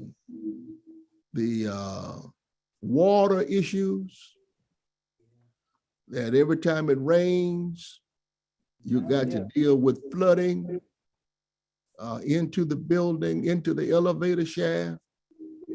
So it's a real critical issue that I think that they have to work out for themselves. Now, I was so saddened when I took a trip to London and all over Europe, but especially in London, where they had what they call a housing need. And they were buying up churches. The Episcopal Church or the Anglican Church actually had a department, and all they did was sell these beautifully constructed churches. And they made condominiums out of them. Beautiful, they looked like churches on the outside, but inside, they were meeting a need for what London said they really needed, which was housing. So let me ask Reverend Griffin. Well, Bishop, before Pastor, we're trying to get Pastor on. I would tell you that we have definitely done our due diligence, and we're thankful for those, as nicely put it, that have not been a part of the process, to know that we have definitely done our due diligence. Wesley is not historical. The building is just old. It's not historical. But we've done our due diligence. We've prayed. We've done the work. Everybody is on board. And Bishop, we truly believe as a congregation, not just from leadership, that the God that we serve is omnipresent. Just like he's here on emancipation, he's wherever the building will be located, wherever the church will be. So Bishop, we've done our work. We've done the due diligence. We thank people for their support of the history, but let's support the mission of the church. Well, let me hear from the pastor. I appreciate the role that you're playing, but the pastor with that appointment is Reverend Griffin, and I would. Well, thank you, Bishop. Can you hear me, Bishop? Yes, sir. I'm sitting here trying to understand when people who are not involved. Wesley, since I've been here these 18 years, we have spent over $1 million trying to keep this building itself together. I have less than 1% of members who live within 15 miles of this church. People come here on Sunday. No, you're breaking up, Reverend. In community, they live. So we have spent money on research. We've hired companies to tell us what the future holds for this area. And based on that, the members decided it was time. The truth was told. We should have done it about 10 years ago. But we kept waiting, hoping things would get better. But now is the time to wake out of sleep and move the church where we need to go in order for the church to grow. Our membership have aged tremendously. We have average age about 60 to 65. We're not attracting young people. Our facilities that meet the needs of the 21st century. Young people shop for churches like they shop for cars and food. Therefore, based on all the research we've done, the church decided it was time to go. I appreciate the Congresswoman because in her conversation with me, for some reason, she believes she's losing votes by us leaving here. But what she doesn't understand is our members do not live here in the first place. So therefore, she won't lose maybe about 2 or 3 votes. Since I've been here, she hasn't done anything to help us to another level. We have gone to her several times for some assistance. But right now, Bishop, even if we would build here, this is not the location for us to stay right now, okay? So it's a lot of reasons. And we hired companies to come in and tell us what the future holds and how things are looking. So we made that decision as a church body to move. I believe in history. We're gonna take the history with us. But it's amazing how we buy houses, we buy cars, we move to different locations. But when a church decides to move, everybody wants to hold on to something that's time has passed. It really has. I appreciate the comments, but the membership of Wesley has decided to make that decision. So I ask for your prayers, Bishop, continue to bless us in our endeavors. Thank you, sir. All right, thank you. Okay. You all help me with where we are. Did we pass the? No, sir. No, Bishop, we didn't pass. We haven't passed. Okay, so the motion is on the floor concerning Yes. the entire trustee report, including its recommendations, that we stand with the Wesley congregation. That's one, that we will we're going to take off the list St. Paul, Dayton, and try to resuscitate it with somebody to go there who can help us. And there will not be any budget items, anything like that, any financial issues that would be due through the presiding elder, and all the other recommendations that were made from the trustees, including Wesley Houston. All right. Did we take a motion? Bishop, I move. Reverend We had a motion. We had a motion already. Right. Who made the motion?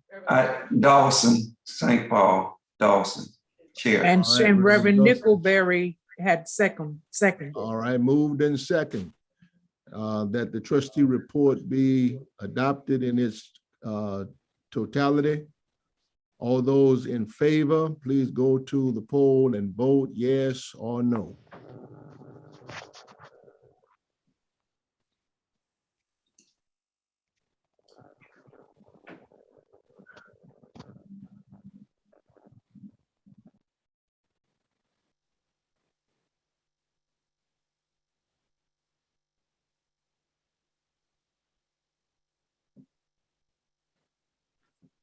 All right, the motion carries, and we had 100 persons voting for and 8 persons voting against the motion, and we thank you for your suffrage.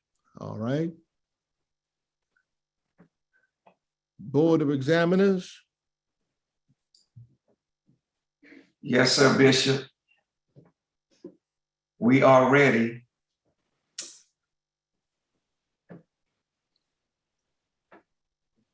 Again, thanks to you, Bishop Richardson and Supervisor Richardson, both our elders in the 155th session of the Texas Annual Conference. Board of Examiners of the Texas Annual Conference would like to present our work to this conference on today. Our report will be read by our Dean, Dr. Carol Eccles.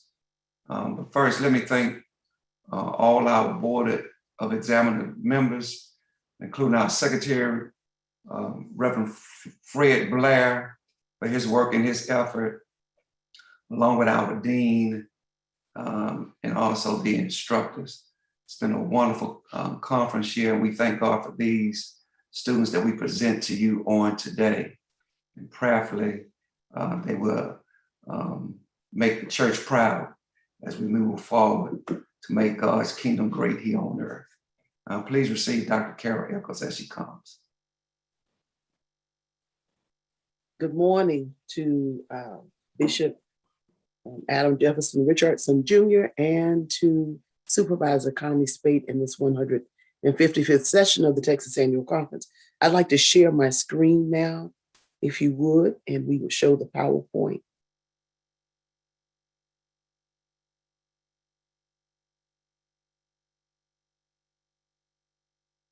All right, this will not allow me to share. Suggestions? Shall I just read the report? If you want it on the screen, you can email it to, you can have Reverend Blair email it to me and I can post it up for you. Or you can email it to me. Dr. Eccles, try to share it now.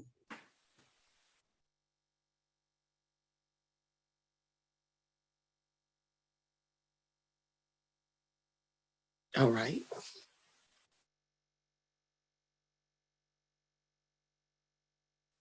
And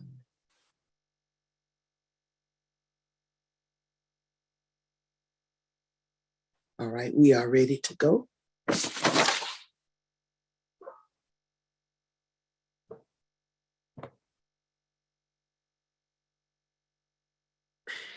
To the Right Reverend Adam Jefferson Richardson Jr. and presiding prelate of the 10th Episcopal District, to Supervisor Connie Spate Richardson, Supervisor for Women's Missionary Society, to the host presiding elder, my elder, Reverend Brenda Beckford Payne, to the associate presiding elder, the Reverend Chuma Okoli, to the clergy, to the lay delegates, all the members and friends of this 155th session of the Texas Annual Conference of the African Methodist Episcopal Church.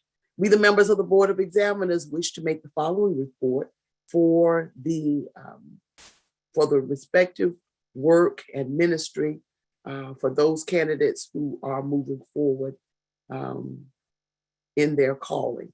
The Board of Examiners has 11 persons who will be presented and recommended for your prayerful consideration during this conference. Throughout the past conference year, the board has met with the candidates in their respective conferences, in their church school conventions, and the 10th Episcopal District meetings, and the board workshops and seminars. All the candidates have been given the following instructions.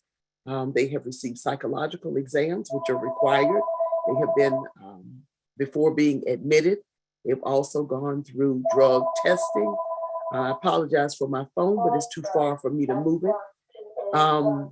They have all had a bachelor's degree from an accredited college or university, and are being required, if they're to go into itinerant, to become itinerant deacons, and if pursuing itinerant elders orders, will be completing a Master's of Divinity degree.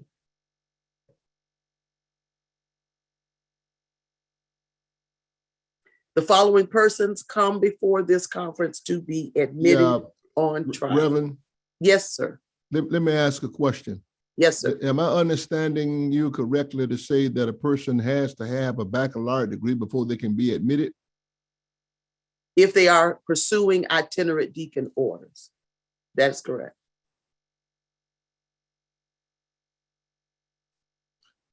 I'm going to let that go for now. But I think that we need to do some conferencing on that. The issue is not whether or not they can be admitted, but whether they can be ordained. That's they correct. have to have a baccalaureate degree before they can be ordained.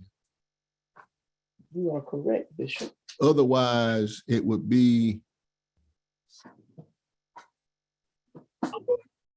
You are correct, Bishop. I'm checking the report to make sure I did not misspeak. Part of my screen is obstructed. That is correct, Bishop. That is what is on the report. A bachelor's degree from an accredited college or university is required for ordination as an itinerant deacon. Yeah, So you are that's what it correct, should sir. be. Yeah, not to be admitted. That is correct, sir. I misspoke, but that is Okay. what is on the report. All right, thank you. Introduction, this is the following persons come now before this conference to be admitted on trial.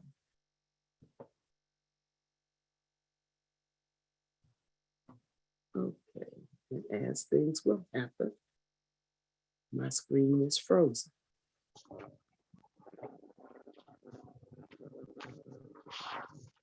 All right. Latasha L. Hudson, age 42, comes with education of a Bachelor of Arts degree from University of Arkansas at Pine Bluff. She holds a Master's of Public Administration from Webster University. She's currently enrolled in Perkins Theological Seminary at Southern Methodist University in Dallas. Her church membership is with Union Bethel in Houston, where the Reverend Bridget Browning is her pastor. She seeks itinerant orders. Dion K. Williams, age 38, has a Bachelor of Arts degree from Belhaven University and a Master of Arts degree from Houston Baptist University. Church membership is at St. Paul A.M.E. Church, Greenspoint in Houston, where the Reverend Roger Dawson is his pastor, and he seeks itinerant orders.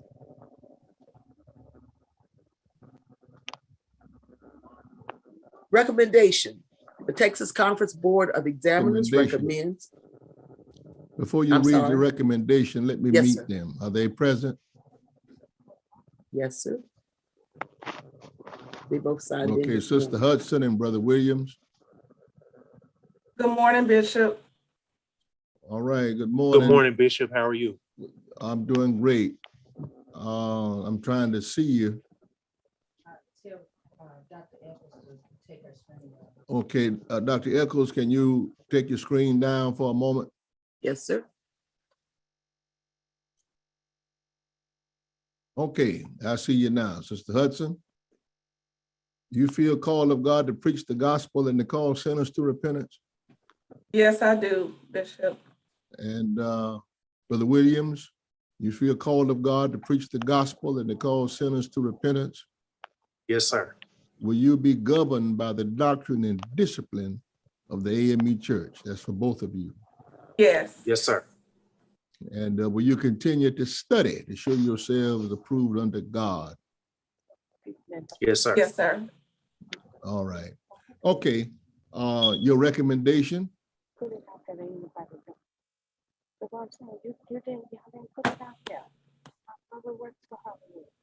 Recommendation from this Texas Conference Board of Examiners is that Sister Latasha L. Hudson and Brother Dion K. Williams be admitted on trial to the Texas Annual Conference and be placed in the class on first-year studies in keeping with our new policy.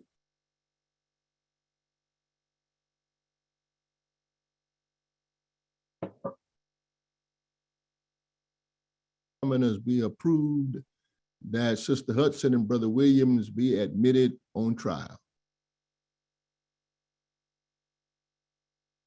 Are we going to vote for each recommendation as they come, Bishop? Yes. You have another admissions class? No, that's it. That's it for the Okay, we're only admitting them now. So. All right.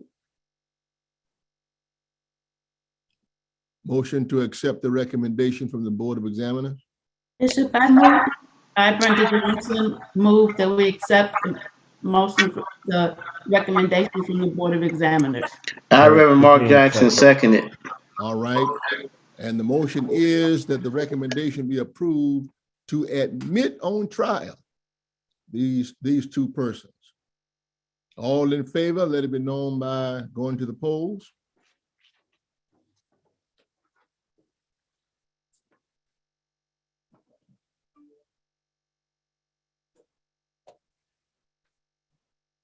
And the motion carries and they are admitted. I would say to them, please make full proof of your ministry. Yeah. All right, you may proceed.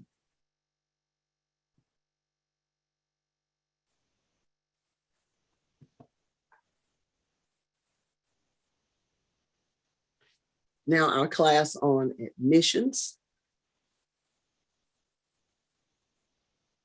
Latoya Shamika Johnson, age 41, has a Bachelor of Arts degree from University of Houston, downtown. She is currently enrolled in Perkins School of Theology at Southern Methodist University in Dallas. Her membership is at St. Paul Greenspoint with the Reverend Roderick Dawson as her pastor, and she seeks itinerant orders. Kathy Denise Spencer, age 31. She currently holds a Bachelor of Science degree from Jackson State University, has a Master of Arts in Christian Leadership from Houston Baptist University.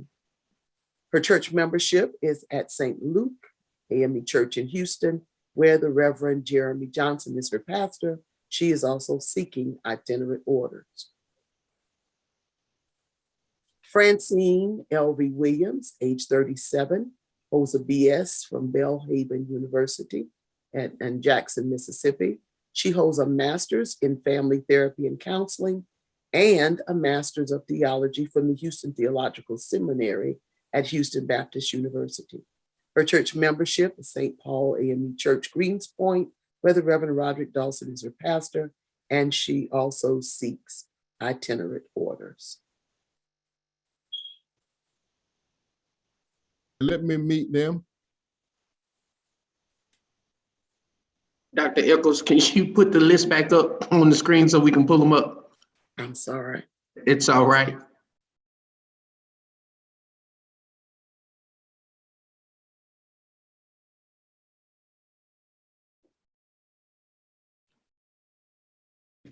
Okay, Sister Latoya Johnson, Sister Kathy Spencer. Good morning. Good morning. And Sister Williams. Good morning, Bishop. Good morning. All right. I don't see, yeah, okay, I see them now. All right. Good morning to you. Glad to see you pursuing ministry and that you feel called of God to preach. Is that true? Yes. Yes, sir. And you will be governed by the doctrine and discipline of the A.M.E Church. Yes, sir. Yes, sir. Yes, sir. And you will continue studying to prove yourself worthy and to share the word of God intelligently. Yes, sir. Yes, sir. All right. All right, recommendation. All right. Recommendation, the Texas Conference Board of Examiners recommends that Sisters Latasha Shamika Johnson, Kathy Denise Spencer, and Francine L.B. Williams be passed from the class on admissions to the class on first year studies. Okay. Motion to accept the recommendation concerning Sister Johnson, Sister Spencer, and Sister Williams to be passed to the first year class. This is Reverend Blair, I so move. Reverend Mark Jackson, second. Moved in second that these persons be passed to from the class on admissions to the first year class. I'm sorry, Bishop, who made the motion? Reverend Blair. Reverend Blair, Reverend Blair. and then Reverend Jackson. Thank you. Yes. All right. All those in favor. Let me just say one thing, and this, I think this has to do with some credentials, and or two things I need to say.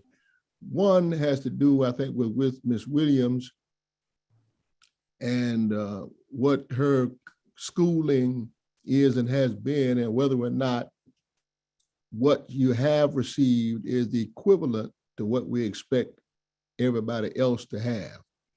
And so you'll work that out with the Board of Examiners. We're just telling you that that where you are right now is not the same thing as having the equivalent of a master's of divinity degree, the number of hours that are spent and all of that. But nevertheless, we can work it out. But the second thing is that my policy, my training over these 25 years as a bishop has been that we have a 4-year structure. And we're going to have to do a workshop with pastors. And this is with the bishop and the board of examiners to talk to all of the pastors about how to prepare candidates to come through this process going forward. Our process, big part, I'm sorry. I was just gonna say, Bishop, I'm sorry, this is Francine Williams speaking. I have re-enrolled for my Master of Divinity to continue that, sir. Okay, say that again. I think you broke up and I didn't. Yes, sir. I said, as you were speaking about my education, the degree that I have in theology, I have re-enrolled to receive my Master of Divinity, sir. Okay, that's good. That's good. Praise the Lord. Thank you for that. Thank you.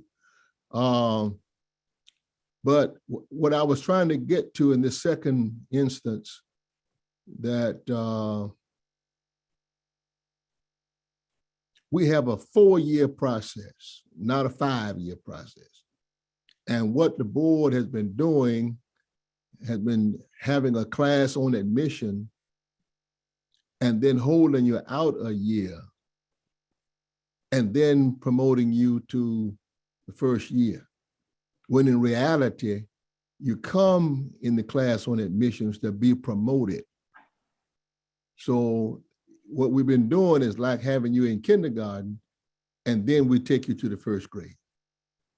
So, so you will have lost a year, but I think the process will catch up going forward. And so I think this is for the good of the order. And so that's the new policy. But we will, and what the board indicated to me in our conversation on yesterday had to do with all of the things in preparation for getting a person ready for admission, which means that a committee in the district conference, and this is organized by the presiding elder, committee in the conference that says this committee deals with preachers to the annual conference. So if the person is coming before the committee in March, there's no reason why between March and November, these matters can't be addressed. Psychological exam, drug testing, and all of the other things that have to be attended to so that by the time November rolls around, you're ready to go, ready to be admitted and ready to be passed through the first year class. So when you come back to conference, you would already be in the first year and be prepared to go to the second year. And in the second year, all things being equal, we'll be ready to ordain you. And I would also say, don't cut yourself cheap, even if your aspirations right now are only to be working with somebody else and all of that. No, do the thing that's going to be right for you. Yeah. So that you'll have all of the credentials that you need to go as far as you can go, including the office of bishop. Yeah. All right. Okay. Thank you very much.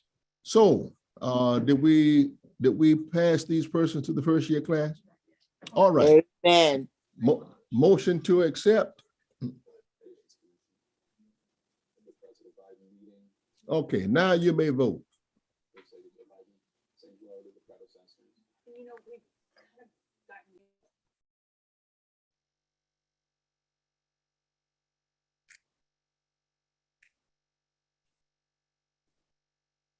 All right, the motion carries and you are now passed to you're in the first year class.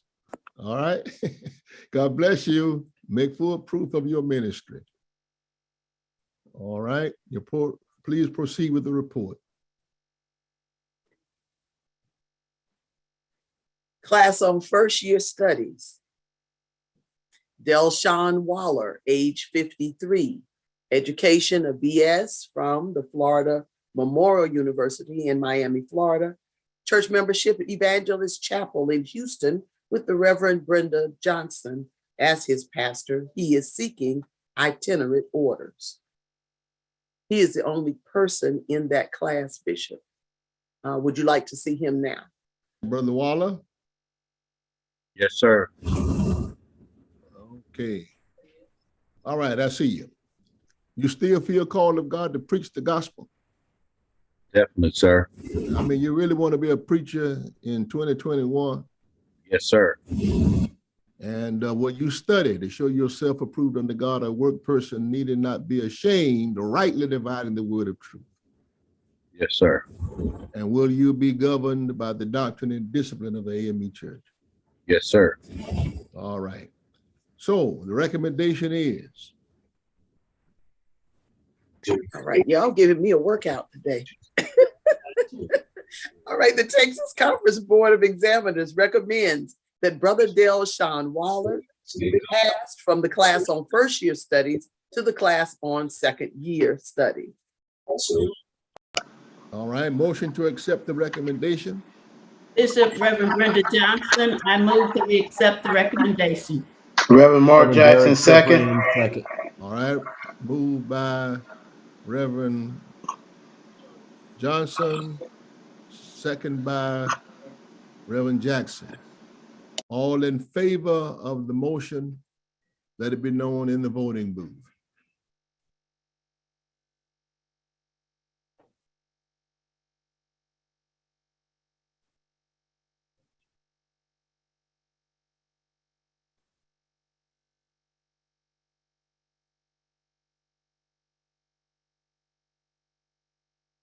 All right, the motion carries.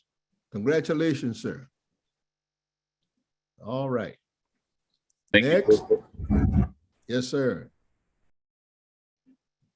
Class on second year studies. Dietrich LaShawn Mays, age 50, holds a BS degree from Mississippi State University and an MBA from American Intercontinental University. He is a member of Wesley, A.M.E. Church in Houston, where the Reverend Dr. Leo Griffin is his pastor. He is seeking itinerant orders. Ashley Nicole Whitley, age 38, holds a BS from Louisiana State University, a master's in psychology, and a master's in marriage and family therapy from North Central University. She is currently pursuing a Master's of Divinity degree from Abilene Christian University. She too is a member of Wesley A.M.E. Church in Houston with Reverend Dr. Leo Griffin as pastor and is seeking itinerant orders.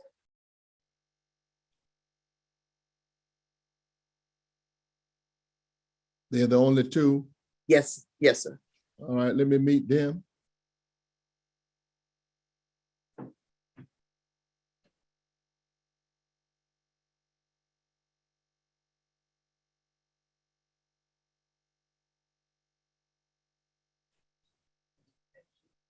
Do you all need those names again? Yes, please.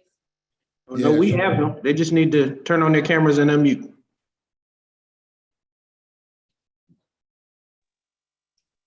All right, this is Brother Mays. All right. And you feel called of God to preach the gospel? Yes, I do. Of Jesus.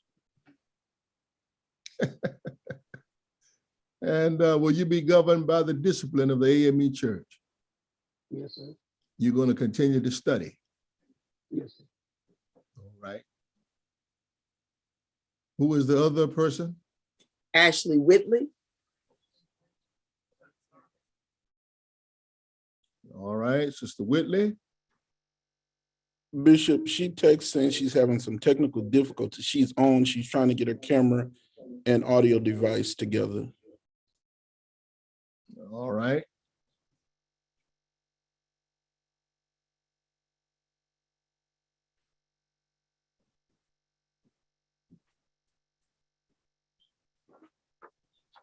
Let me go to the, is that There she that is. Sister Whitley? Yes, I'm so, yes, All right. Bishop, I'm here. I was having a Okay. little technical issue. All right, you feel called of God to preach? Yes, Bishop, I do. Preach the gospel of Jesus. The gospel of Jesus, the one and only, my Savior. I see.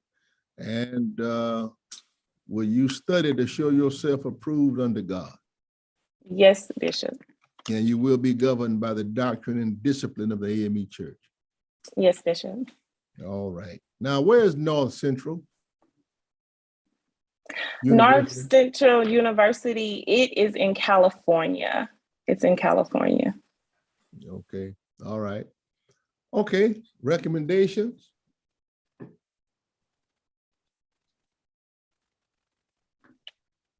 Recommendation, Texas Conference Board of Examiners recommends that Brother Dietrich LaShawn Mays and Sister Ashley Nicole Whitley be passed from the class on second year of studies to the class on third year studies and be elected and ordained as itinerant deacons in the African Methodist Episcopal Church. Before Charlie, we look forward to hearing more. Okay. Let me just, in terms of structure of the recommendation, it would be proper to put in that we elect and ordain them and then pass to the third year. All right, we'll make that Okay. change, Bishop. All right. Because I guess technically you could only be in the third year if you are ordained. All right. All right. So, Brother Mays, who is your pastor?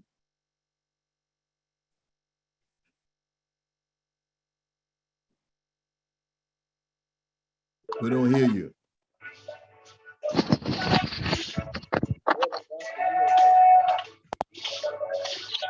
Reverend Dr. Leo Griffin. Okay, Dr. Griffin, we'll give you the honor, sir, of making the motion that your member. Reverend Dr. Leo Griffin. All right. Yes, sir, Bishop. Okay, would you make Sean the gonna motion? jump in there, and he got Sean that check too, right? Yes. Reverend Griffin? Yes, sir, Bishop.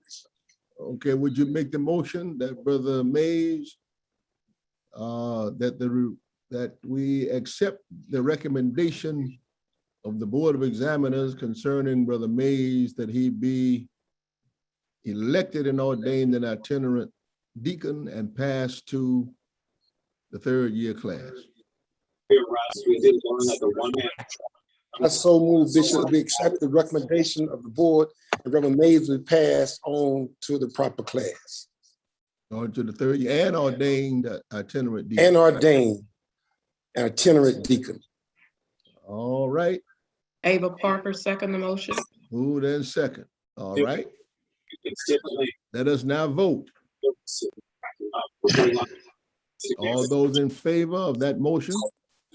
Really expensive. Good to get these guys off the streets. Thank you, Steve.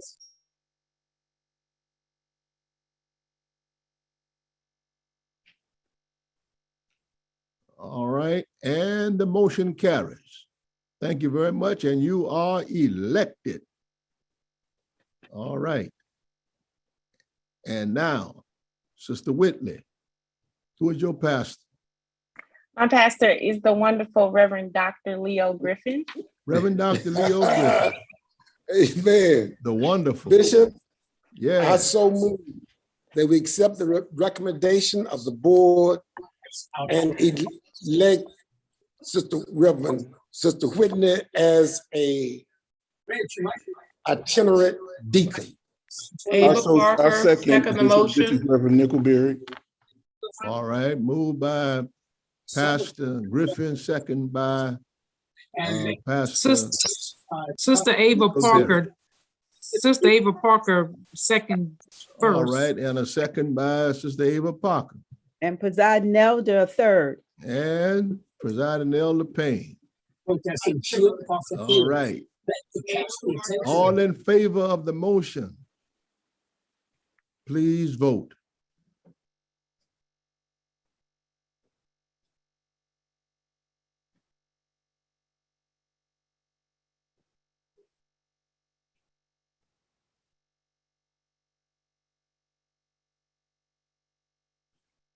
And the motion carries, and you are elected. Now, we will have an ordination, but I don't know when. And so a part of the report would be to insert at the call of the bishop. I hope we can do it at Founders Day. I think that recommendation at the call of the bishop, I think is on the written report, Bishop, but it's not Okay. on the PowerPoint. All right, proceed.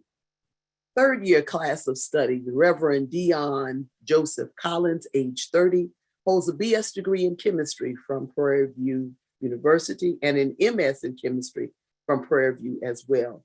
He is a member of St. Paul A.M.E. Church, Houston and Greenspoint with the Reverend Roderick Dawson as his pastor, and he seeks itinerant orders. The Texas Conference Board of Examiners recommends that Reverend Dion J. Collins be passed from the class on third year studies to the class on fourth year studies.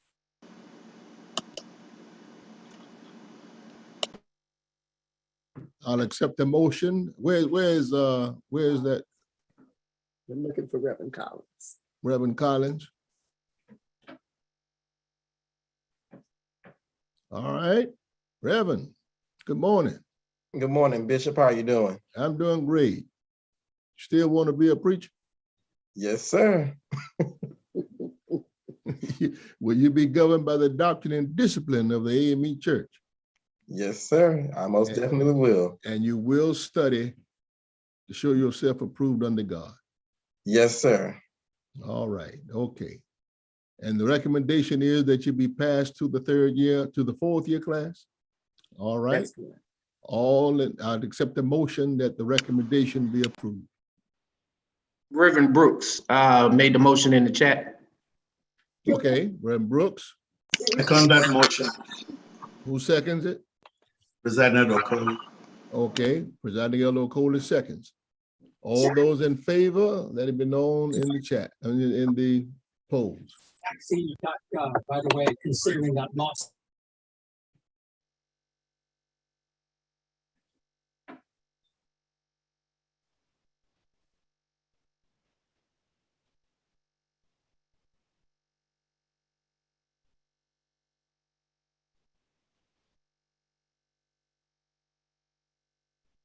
Okay, the motion carries and you are promoted. Thank you, sir. Congratulations. Make full proof of your ministry. Thank you, Bishop. All right. Class on fourth year studies. The Reverend Akon Chan, age 73, received his education at the Texas School of Theology, holds church membership at Jones Chapel in Houston, where the Reverend Robert Green is his pastor, and he seeks local orders. Reverend Helen Carolyn Davis, age 68, received her education at Galveston College. Her church membership is at Prim Chapel in Lamarck, where her pastor is the Reverend Walter Lawson. She seeks, I'm sorry, that's wrong. She seeks local orders. Thought we made all the corrections. Sorry about that, Bishop. The Reverend Drusilla O'Brien, age 68, received her education, her associates from the College of Biblical Studies. She is a member of Clear Lake A.M.E. Church in Houston, where the Reverend Derek Cyprian is her pastor, and she seeks local orders. Frederick O'Neill Reed, age 50, has an associate's degree from the College of Biblical Studies. His church membership is Wesley A.M.E. Church in Houston, where Reverend Leo Griffin is his pastor, and he seeks local orders. You want to meet them before I read these recommendations, Bishop?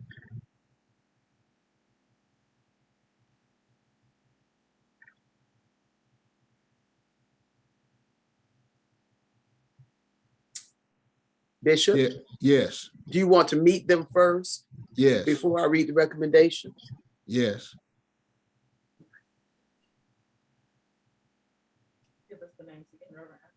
Reverend Chan?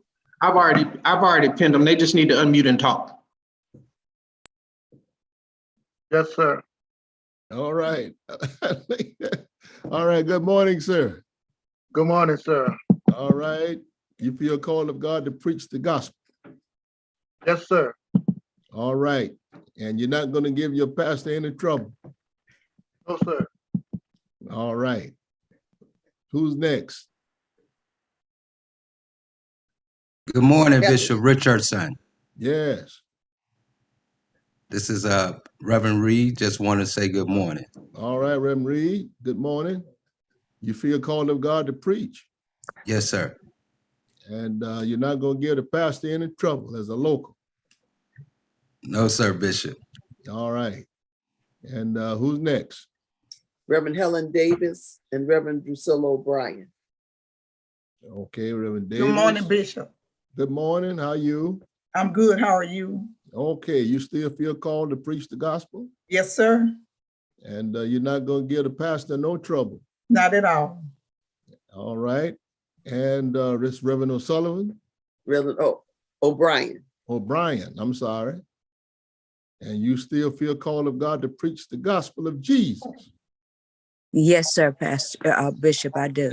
All right. And you're not going to give be no trouble in the congregation? No, sir, I won't.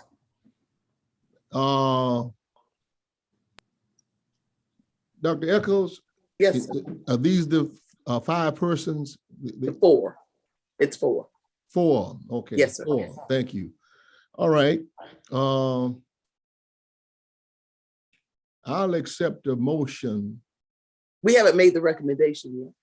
Okay. All right. Recommendation.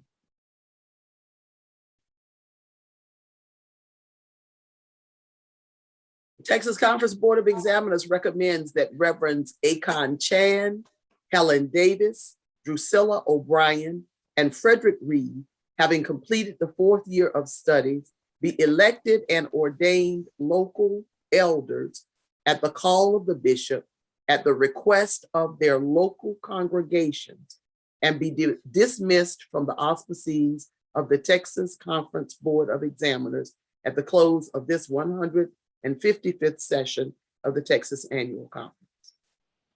Okay.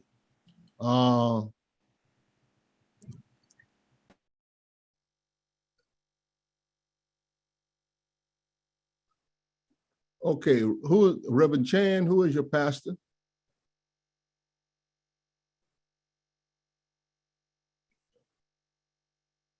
Who is Reverend Chan's pastor?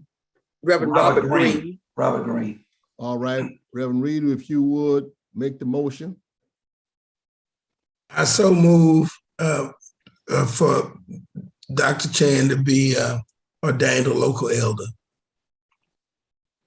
All right, and what we really want to say, and this is for the benefit of the secretary, what we're saying is that when the motion is made, however it may be stated, what we mean is that in this instance, that Reverend Chan, that the recommendation of the board be approved, that Reverend Chan be elected and ordained a local elder and dismissed from the class.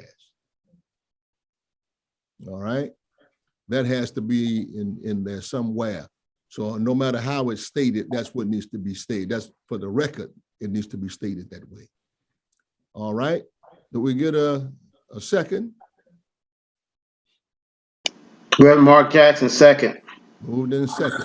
All right, all in favor, please vote.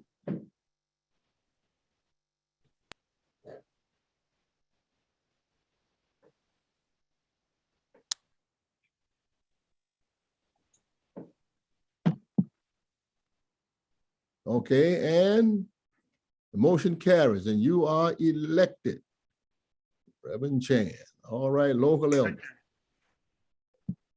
All right, Reverend Davis. Helen Davis. Bishop Richardson, Yes. should we also include that they will be ordained at the call of the bishop? Yes, because you are adopting their report, and that's what the report says. Yeah. Okay. Okay. All right, Reverend Davis, who is your Yes, sir, pastor? Bishop. My pastor is Reverend Walter Lawson. All right, Reverend Lawson. Yes, sir, Bishop, be my pleasure. Recommendation of, receive the recommendation of the board that Reverend Davis be ordained a local itinerant elder and dismissed from the class. Thank you, I second the motion.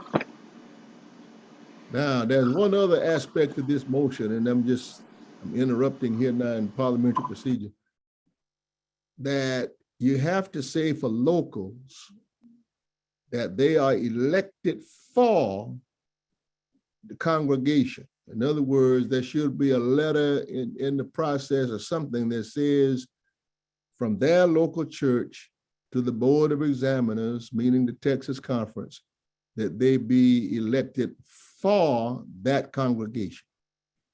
So with that understanding, we move forward. All right, all those, who seconds the motion for concerning? Hunt Harris, I second. Who's that?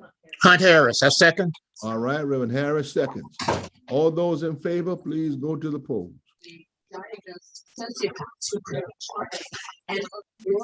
In one moment, and then sadistic next. Yeah.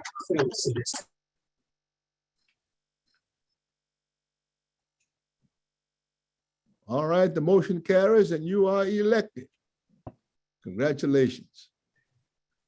All right, Reverend O'Brien, who is your pastor? My pastor is, of course, the sweet and wonderful Reverend Derek Cyprian. Sweet and wonderful. Wonderful. Sweet and wonderful. Wow. Thank you, Reverend O'Brien. All right, Reverend Cyprian. Yes, sir, Bishop.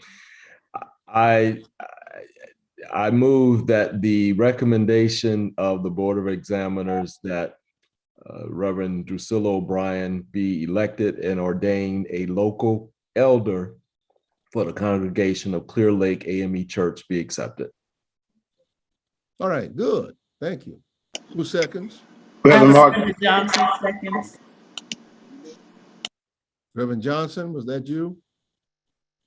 Yes, Bishop. All right. All those in favor of the motion, please go to the polls and vote. Whether we live therefore or die, we are the Lord's. Why? All right, the ayes have it. They are. She is elected. Congratulations. Thank you. All right. And now, who's next? Reverend Reed. Reverend Reed. All right, Reverend Reed. Who is your pastor? He's like a father and a friend. Father and a friend. The one and Praise only the Lord. Reverend Dr. Leo Griffin. Reverend Dr. Leo Griffin. Yes, sir. Like a father Praise and a God. friend. Yes, sir. Bishop, Yeah. also, we accept the recommendation of the Board of Examiners that Reverend Frederick Reed would be ordained. He could, he doesn't want to. He could, he doesn't want to. What happened? They be ordained a local elder for Wesley African Methodist Episcopal Church. Bishop, this is Reverend Nickelberry, I second. Moved in second. Is there any discussion? All right, all No, those sir. in favor of this recommendation from the board that Reverend Reed be elected and ordained a local elder and pass dismissed from the class. All right, and you are elected. Motion carries. Congratulations. Thank you. All right.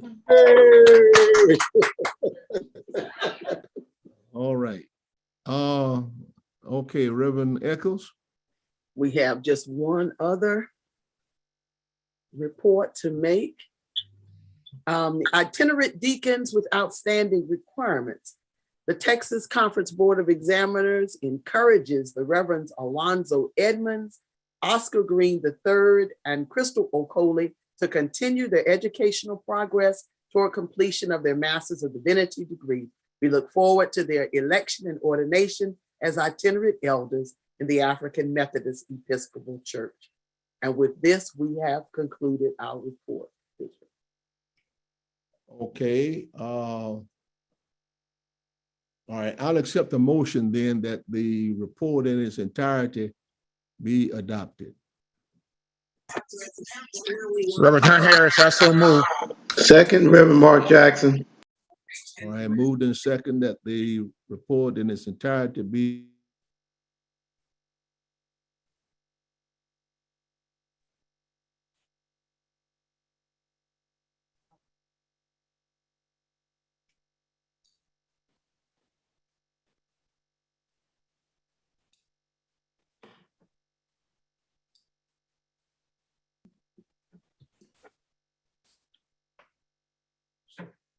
Hey, Reverend.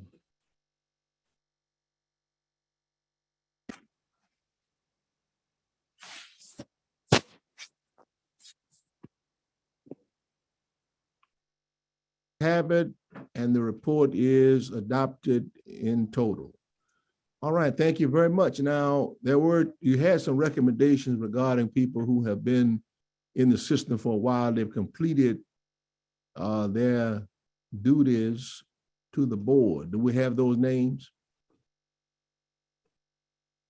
And that we were going to issue a certificate of completion?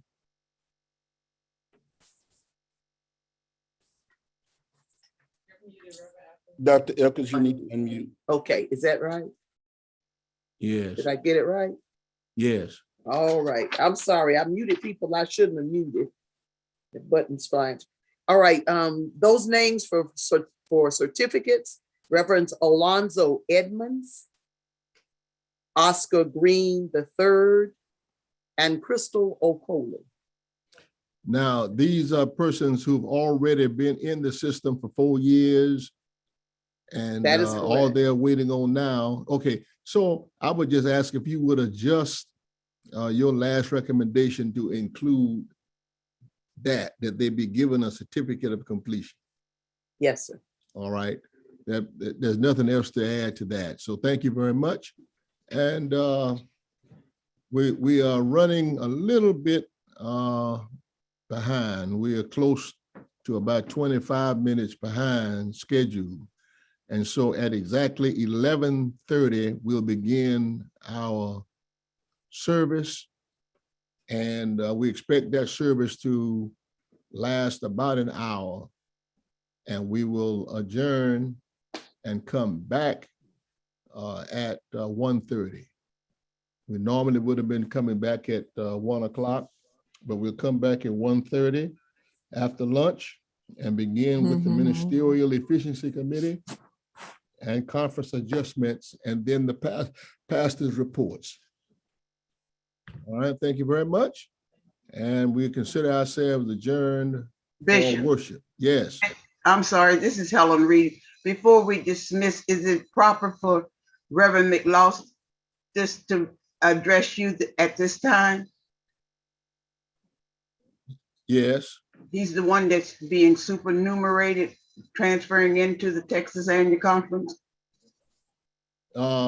Yes. All right, Reverend McLaughlin.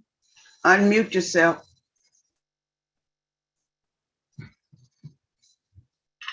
Can you all help him? Can you all unmute him?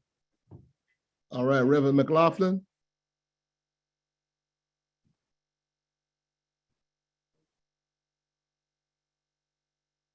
Now he's frozen.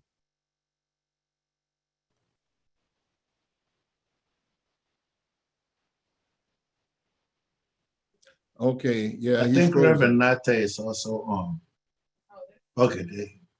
All right, Reverend McLaughlin.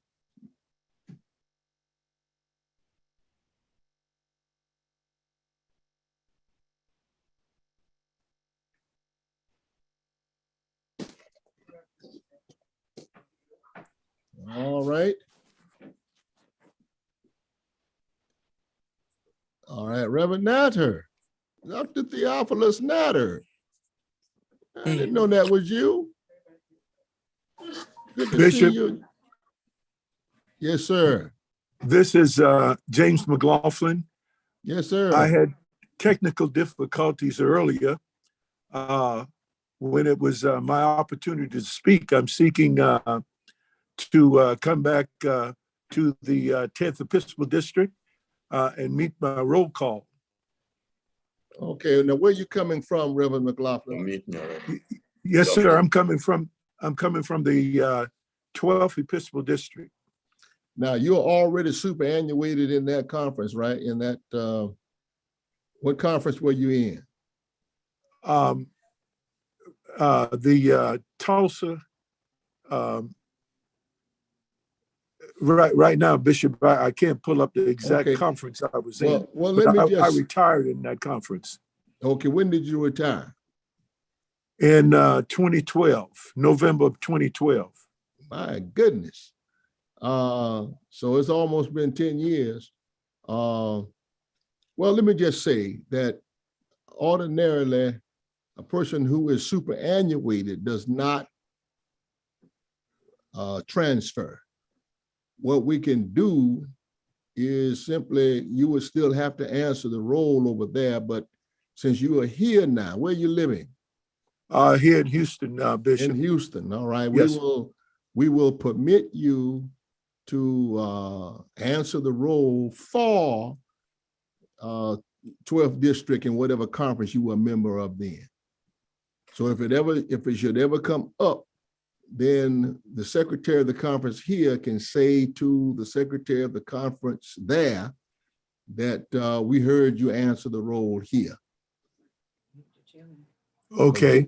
All right, so we have to do it like that because wherever you retire from, that's where you answer the role perpetually. Now, Bishop, it's been over 10 years since I retired from the 12th Episcopal District. And I joined my church in 2016 at Great Award A.M.E. Church, and I'm active. And so I'm seeking to be able to answer the roll call for my home district, which is the 10th Episcopal District. Yes, sir. We're gonna grant you that as a courtesy. I'm saying that. But technically, you're still a member of the 12th, technically. Okay. But we will honor that and allow you to answer the role here, and so that you'll have a home conference and a home church and all of that. Okay, thank you, Bishop. All right, yes, sir. Yes, sir. All right, so Secretary, if you will put in Reverend McLaughlin's name, put Yes, an sir. asterisk by his name. Yes, sir. And you can just put it in parentheses, 12th District or courtesy or something like that, that notes that when you get to his name and call his name, that we'll know that he's actually a member of the 12th, but we are letting him answer the role here since he lives here. Yes, Bishop. Okay. So, thank you, Bishop. All right, yes, sir. Reverend Natter? Yes, Bishop. Man, long time no see. Yes, Bishop. How you doing? I'm doing fine, Bishop. Okay, so what are you up to? What are you trying to do today? Bishop, I'm here now in the 10th District, transferred from the Ghana Annual Conference to the 10th District. I'm presently with Jones Chapel A.M.E. Church. Okay, now are you transferring? Are you retired or what? No, sir, I'm transferring. Okay, so did you get a transfer certificate from the bishop? Yes, sir. My presiding elder, Presiding Okoli, has a copy of my transfer. Okay, Reverend Okoli, you have his transfer? Yeah, Bishop, we also do- sent a copy to the 10th District. Yes, Okay. I have a copy of Bishop Richard's son, All right. Bishop McLeod, transfer from Okay. Bishop McLeod. All right. Very good. Very good. Well, welcome. Thank you, Welcome Bishop. back to the 10th. Thank you, Bishop. All right. Be at home. Yes, sir. Thank you very much. Thank you, Bishop. Okay. All right. Let's stand adjourned until we'll begin the worship service immediately so we don't waste any more minutes. All right. Worship service begins now.